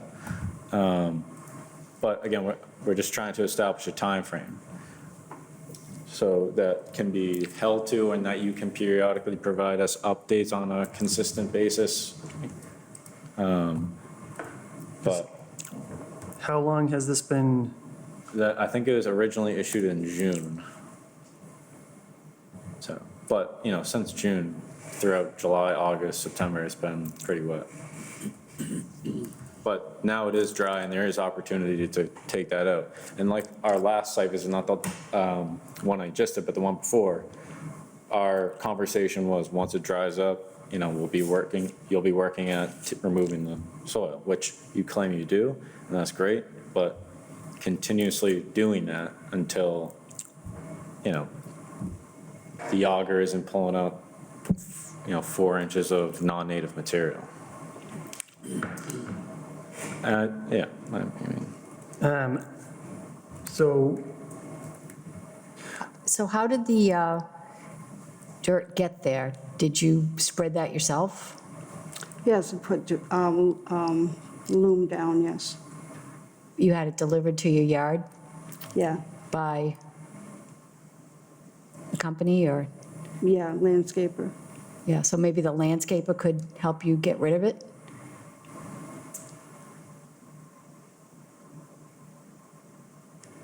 You know, you paid to put it there, so maybe you need, maybe it's too much to do by yourself, and you need to pay someone to take it away, to get this done in a timely manner. Noted. I guess, what is a timely manner? Like, we've had enforcement orders that have gone on for quite some time. And as long as you're making progress on it, like, I think it's reasonable to have a longer period of time to get rid of it, but obviously don't want to have it, you know, an indefinite enforcement order. That's not good for either of us.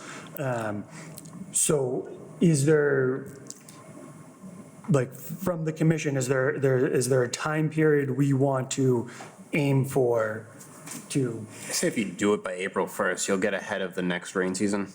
So any elevated pond levels or rain won't cause any detriment. I think between now and April 1st is reasonable, in my opinion. And that is, you know, partially during the winter, but it is, you know, next year, you know, as long as it's not historic, you know, flooding and raining, I think that's a reasonable amount of time to work at it. It does, I don't want to say April 1st is like the end-all be-all, but I think that's a reasonable time frame to aim for if we're getting periodic updates. And, you know, if before that, there's, you know, Joe can go out there and take samples and they come up clean, we can, you know, end this enforcement order even sooner. Is that, you know, April 1st a reasonable time period for you? Mm-hmm. All right. So, I would recommend the commission to amend the enforcement order to reflect like what was just discussed, just so that it's documented. all right. When you say periodic inspections, you want to do like a bi-monthly inspection? So like in December and February? Does that mean twice a month or? Every other month. It means both, but we'll say every other month.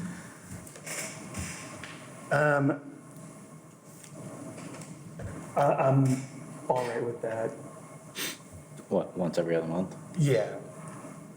And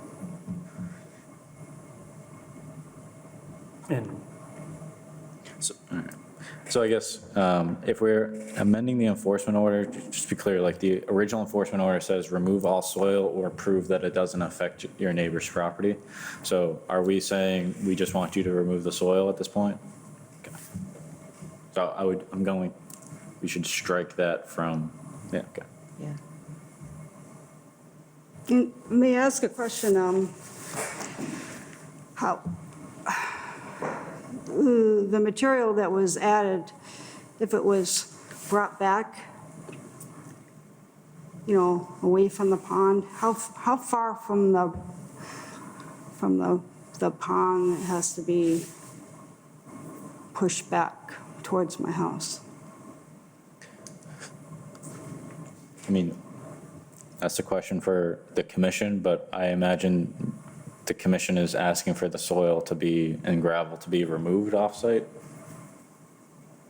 Like entirely? Well, my whole property Yeah. isn't wetlands. I mean, I wouldn't be able to build a, Well, I mean, what would you do with that soil material? I would push it back off the wetland area. I probably would, if it was the soil, I'd use it for the gardens or,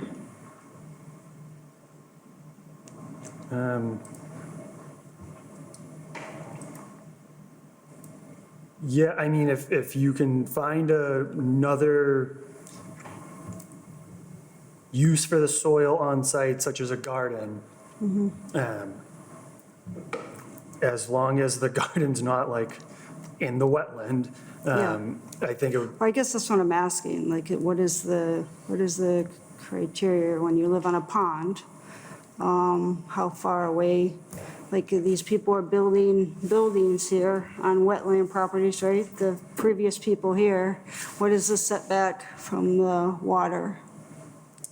Yeah, so it would be, we have a 25-foot no disturb zone from the wetland edge. Obviously, those setbacks were in place, much after your home was built. But I guess I would hesitate at saying you can keep the soil on site, just considering I don't know how much it's going to amount to. It's probably way more than a garden bed. So unless you have like a definitive plan, I wouldn't care if you use it for a garden bed, but. I mean, my whole lower lawn property is entirely and still portions of it flooded. Yeah. So if I'm going to remove something that I was trying to help prevent my blueberry bushes and other things from getting flooded every year and better drainage, I like to use it on the property that's not wetlands, so the water wouldn't come up around my house. So if I can push it back towards the house, do you seems have any reasonable. property that is more than 25 feet away from the wetlands? Yes. All right. Okay, so 25 feet, okay. Yeah, I think if it's not entirely removed from the site, then it would have to be at least 25 feet away from the wetlands. Is that, Okay. I mean, technically, again, I don't know the volume of soil we're talking about, so I would hesitate at saying anything other than, unless it's at the very top of your property, I would hesitate at saying anything other than getting it off-site or used for, a moderately sized garden bed. But again, whatever the commission thinks. I would just worry that if it was left on site, that it would still affect the neighbor's yard, or could have some, and I think if you wanted to leave any soil on site, you'd have to come back to the commission showing us what you plan on doing and where you plan on putting it, just to Okay. make sure it doesn't adversely affect anyone's Yeah. property. All right.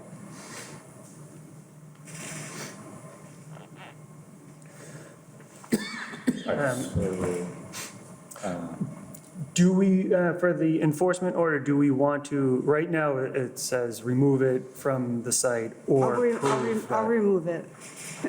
I was just gonna say if, like, if there is a possible way to prove that it's not adversely affecting, that would probably result in a wetland scientist, but that is still your right to do. We can leave that aspect on it if you would prefer, unless the commission is recommending against doing that. But it doesn't seem like, Yeah. Removal's fine with me. all right, so could I have a motion to update the enforcement order as discussed at this meeting? I'll make that motion. Sorry, was that, we are striking? Yeah. To strike that and, just to be removing the soil. Yep. I'll make that motion. Do I have a second? Second. All those in favor? Aye. Chair votes aye as well. All right, thank you for your time. Do you have your phone? Oh, yeah, Oh, I'm sorry, it's right here. don't want to forget that. Thank you. All right. Agenda item L, emergency certification, 25 Oxford Road, Assessors Map 69, Lot 155. Joe, could you update on this? Yep, so this is an emergency certification issued for the removal of 4 trees. I did a site visit out to the property. They were, all the trees that were part of the emergency certification were all dead, dying, or decaying, and posed a threat to human health and safety. So I issued an emergency certification with the conditions as seen in the document. Any questions or comments from the commission? No. I'm good. Let's see the photos again.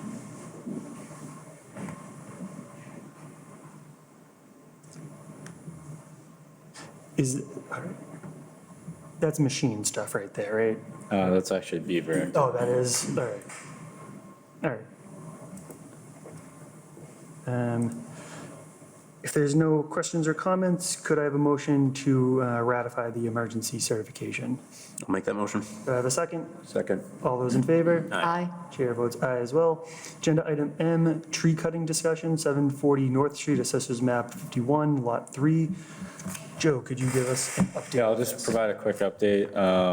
So I did send out letters. Those letters to each of the property owners are included in the meeting materials. They're basically just notifying them that, we're looking for some sort of mitigation or restoration plan.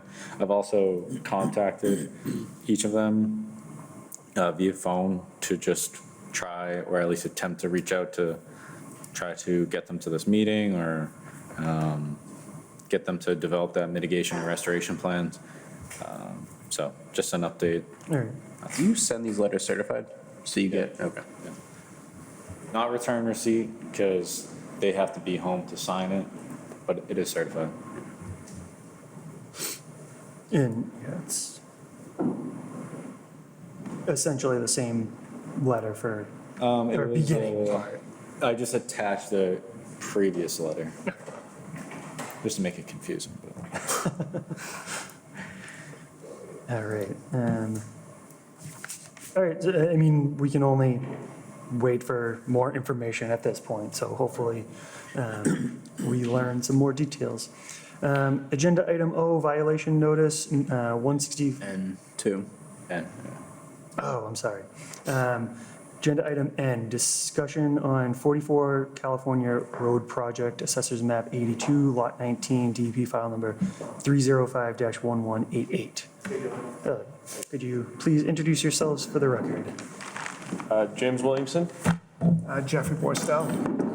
And We're in the process of purchasing 44 California Road. There had been an order of conditions previously issued, building permit issued.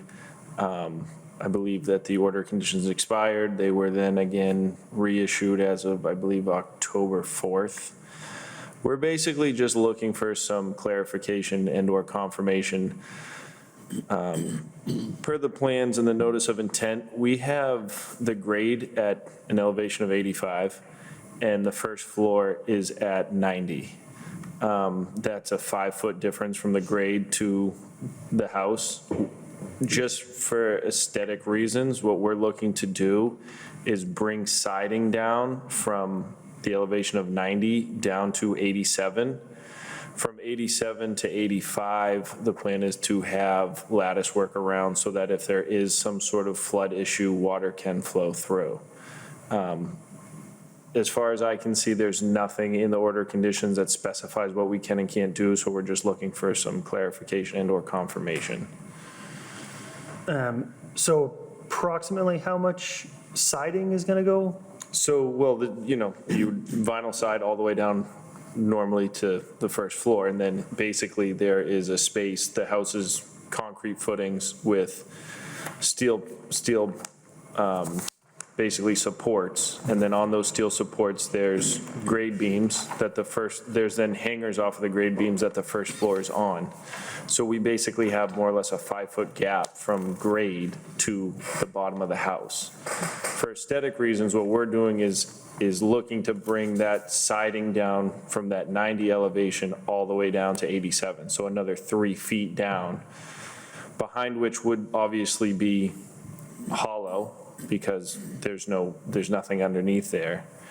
And then we would have lattice work from that 87 mark down to grade at 85. So there'd be 2 feet of lattice work allowing for water to flow through. Based on what I've seen in the plot plans that have been presented to me, all it calls for is flood vents. Not really sure exactly what that is. I've never seen one. So basically what we're looking for is, this is what we're proposing, and we're just getting confirmation from you guys that you're all right with that. I mean, I'm okay with it. It seems very reasonable. I was talking to Joe, and I think as long as it's not constructed in such a way that it prevents all animals from going through your entire property, I don't see any reason to, prevent you from doing this. Sure. And it's going to be contained to the house, so I don't see how that would be possible to extend it out in any way that would. Yeah, I mean, we're basically just looking for aesthetic appeal. Yeah. With that being said, is there a limit to how much lattice work is that, obviously, we kind of just came up with some rough numbers and didn't really put much thought into it, but is there how much is it, could we bring the siding down a little bit further? We're just trying to get an idea as to, what we can and can't do. We've never built a house on stilts, and I don't think there's any property in Tewksbury that has them, so it's new to us, yeah. I mean, as far as I know, we don't have any, bylaws. With that being said, could we bring the vinyl all the way down to the earth, just if it's contained in that, in the house, the box of the house? Because we're just trying to get away from we were mainly doing the lattice work just because when I was talking to Joe, I thought it was for if it were ever to flood, you guys want all the flood water be able to get through the house, or was kind of understanding, but if. I mean, so when this was first presented, I thought your intentions were to do the entire, wraparound lattice around the entire house. I'm okay with that. My only concern about doing all vinyl is if anything in the original order of conditions mentions, I guess, animals and flood, being able to access that area, if we specifically said because it's on stilts, animals need to have access to this or something like that, which I don't think you'd want animals under your house anyway. I know I wouldn't. Yeah. So yeah, I can provide some clarification as far as what is allowed and So the entire property is in the flood zone, and as the sketch indicates, the flood zone is 87 feet, 8 inches. I'm not exactly sure what the number is. I don't recall off the top of my head. But I would recommend, so basically the goal is like not to infringe on the floodplain volume, right? So you definitely couldn't bring, how I perceive it, you can't bring the vinyl all the way down because now you block that floodplain volume. So it's effectively like they just built a foundation, like a traditional foundation. But could you if you install the flood vents? I have no idea what that is. I just Googled it, so. Well, that's what, Does it look good? I mean, yeah, it's It essentially. allows water to flow in and out essentially. yeah, well, without being that's blocked. basic when the So the original. lattice would be, Lattice would be perfectly fine. I'm Perfect just saying if fine, you wanted to okay. lower it, it looks like the intent of the flood vents is to allow water in during a flood and let it out. Right. And it's non-cloggable. I too. did speak with the neighbor who lives there, who's been there like for 40 some odd years, and, said that there's never been water on that site or anything like Yeah. that, so, and we had a ton of rain, and the water's still pretty far away from where, so, but like Linda had said earlier, we don't know what the future's gonna look like, right? So okay, So to finish my thought, though, Yeah. I would say you could probably bring the siding down to the floodplain elevation, and then the lattice work up to that floodplain elevation. So, Yeah, so right. What we're requesting is that extra 8 inches. I don't know if that's okay with you guys or not, because I have, I'm proposing that it goes down to 87, the flood zone's at 87.8. I'm really not worried about how far down you go. 'Cause Yeah. If the water gets that bad, it's gonna tear well, it. everyone, That's yeah, kind of we what got a we're, lot so of big we issues. gotta, our whole objective is to sell this, and it's gonna be difficult to sell if we can't make it look somewhat like a traditional colonial. So we just want like a, small amount of lattice work towards the bottom. If it ever did flood, it can certainly flow, but we'd like to bring it down. Obviously, it's, kind of up to Joe and the committee to make that determination, but, Yeah, I'm fine with that. That's essentially a gate, or, what is it called? A flood vent? A flood vent, yeah, It like, just allows water in and out, Yeah. prevents the hydrostatic pressure from coming up on the house. yeah, I'm to what elevation are you okay, though? For the vine? I think that's the question that you're asking ultimately. yeah, because our whole thing is like, we don't want to like spend money doing something, have it look great, and then you're like, take it off. We're trying to avoid that. Obviously, we'd like to go as low as you guys will allow us to, and, Well, like I said, the lattice, it's not gonna hold water back. right. Yeah. Worst case scenario is gonna tear it off, but. We're trying to figure out how much lattice you want per what, that's, and the reason, like. So, I would say, I would stand at 87.8, the floodplain elevation. But commission can vote how they want. Well, yeah, so the floodplain's at 87.8 and we're requesting Or whatever, 87. whatever the floodplain elevation is. Yeah. And then doing the lattice work down from there. That would be my recommendation. so, yeah, how many inches is that? What do you mean? So 87.8 would be, In elevation? it would be 2 feet, 8 inches from grade. Where Yeah, we're requesting is Yeah. we're gonna get rid of that 8 inches. So we'd have 2 feet of lattice work allowing for flood water to go through. From that 87 all the way up, obviously to the roof, would be vinyl siding. So Sure. it's an 8-inch discrepancy. If that makes sense. So if you didn't put the vinyl there, you'd have like 8 inches of just So blank space? So basically, what was originally proposed that, basically we more or less inherited these plans, it doesn't really specify exactly what goes from the elevation of the first floor, which is at 90, all the way to grade, which is at 85. I don't want to leave that whole thing exposed. I don't think it's a good look So for you're just trying anybody. to cover it all? Correct. I'm trying to cover it up, I'm trying to cover that 5 feet up with 3 feet of plywood and vinyl, and then 2 feet of lattice work. I'd have no problem. Yeah, I don't have any problem If with the water got that. that heavy, it's Yeah. not gonna hold it back, that's for sure. Yeah. So, So you have no problem with at what elevation? What they're proposing, 87. yeah, All right, so that's fine. That's the commission's choice.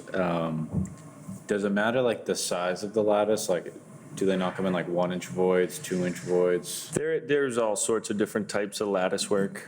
Do you guys care the size, I guess, if you guys think it's gonna present like a restriction? It doesn't matter. I think it matters. yeah, as We're long just gonna as, use whatever is just handy and standard. We weren't gonna like try to make Yeah. it super small and try to have it look like siding. We're just trying to put something that looks, Or to look nice. yeah, something that looks appealing, I guess. And I think lattice would look a little bit better than nothing. yeah, I don't want it to look like it's floating, even Yeah. though it is. as long as it's not, the void is not 2 feet across, and as long as it's not 2 micrometers across, Yeah, no. I'm fine. Yeah, okay. Typical And lattice. we have no problem running it by Joe, just say, hey, here's a photo of it, this is what we're doing. Yeah, all right. I don't think we're gonna get in an argument about lattice work. All right. All right, Does it usually go this late for you guys, or is it? this one, You guys are, not typically, you're doing the Lord's work. Well, thank you guys. Thank you for- Appreciate it. Thank you. thanks. All right, any old business? There's some new business. Before we get to new business, I will just say, Isn't there another item? Yeah, violation notice. oh, I thought, I'm all mixed up. All right, agenda item O, violation notice, 165 Assel Street, Assessors Map 10, Lot 30. All right, so I'll try to keep this quick, but just they're doing a lot of landscaping out there, no permit, right next to a wetland, potentially in a wetland, near a stream. I told them to stop work, they need to install sediment controls. I'll try to get them in to come into the commission. I emailed them earlier this week. I guess I just wanted to bring it to your attention, see if you guys wanted me to manage it under something else for right now. Otherwise, I can put it on the agenda for next meeting. We can get an update then. All right, Yep. sounds good. Evan, does that sound good? Sounds good.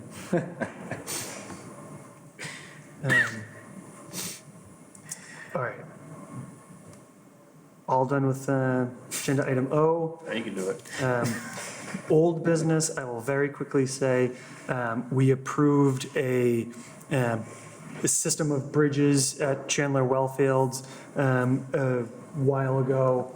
One of the bridges is made at 66 or 64 feet long. The Open Space Committee did a tour of the Chandler Wellfields and showed it off. There's still 2 more bridges to go that are going to be longer than this one, but it looks really nice. It got rid of the floating bridge that was falling apart, and it's a nice addition to the community. But that's all the old business I have. Joe, you have some new business? So new business, just real quick, is the Mead Street Stormwater Basin. Basically, it was constructed in 2005. Received local approval through planning. It's now managed by engineering for maintenance and by the town, I should say. It does have wetland characteristics, so this came up for a building permit, so I just don't think it should be jurisdictional because it was clearly intended to purely manage stormwater. And it got town approval. It's supposed to be maintained as a stormwater BMP, so just the fact that it's developed wetland characteristics over time, it clearly wasn't the intention to build a wetland there, or hinder the ability of the adjacent homeowners to do stuff on their property. So doesn't that mean it was never maintained? So yeah, it hasn't been maintained, properly maintained. It's calling out the town. I guess, is it going to be maintained now? Or can they not even maintain it since you think it has wetland characteristics? I just know it can be maintained. So I think if you maintain it, you'll probably get rid of those wetland characteristics, right? Maybe. Who knows? But that's it for me. All right. Yeah, I think it should be maintained. And as long as there's no rare species that make their home there, I think it can stay not a wetland. All right. Any administrators' reports? Nope. Can I have a motion? Can I have a motion to adjourn? I'll make that motion. Do I have a second? Second. All those in favor? Aye. Aye. Chair votes aye as well. Next meeting is November 1st, 2023.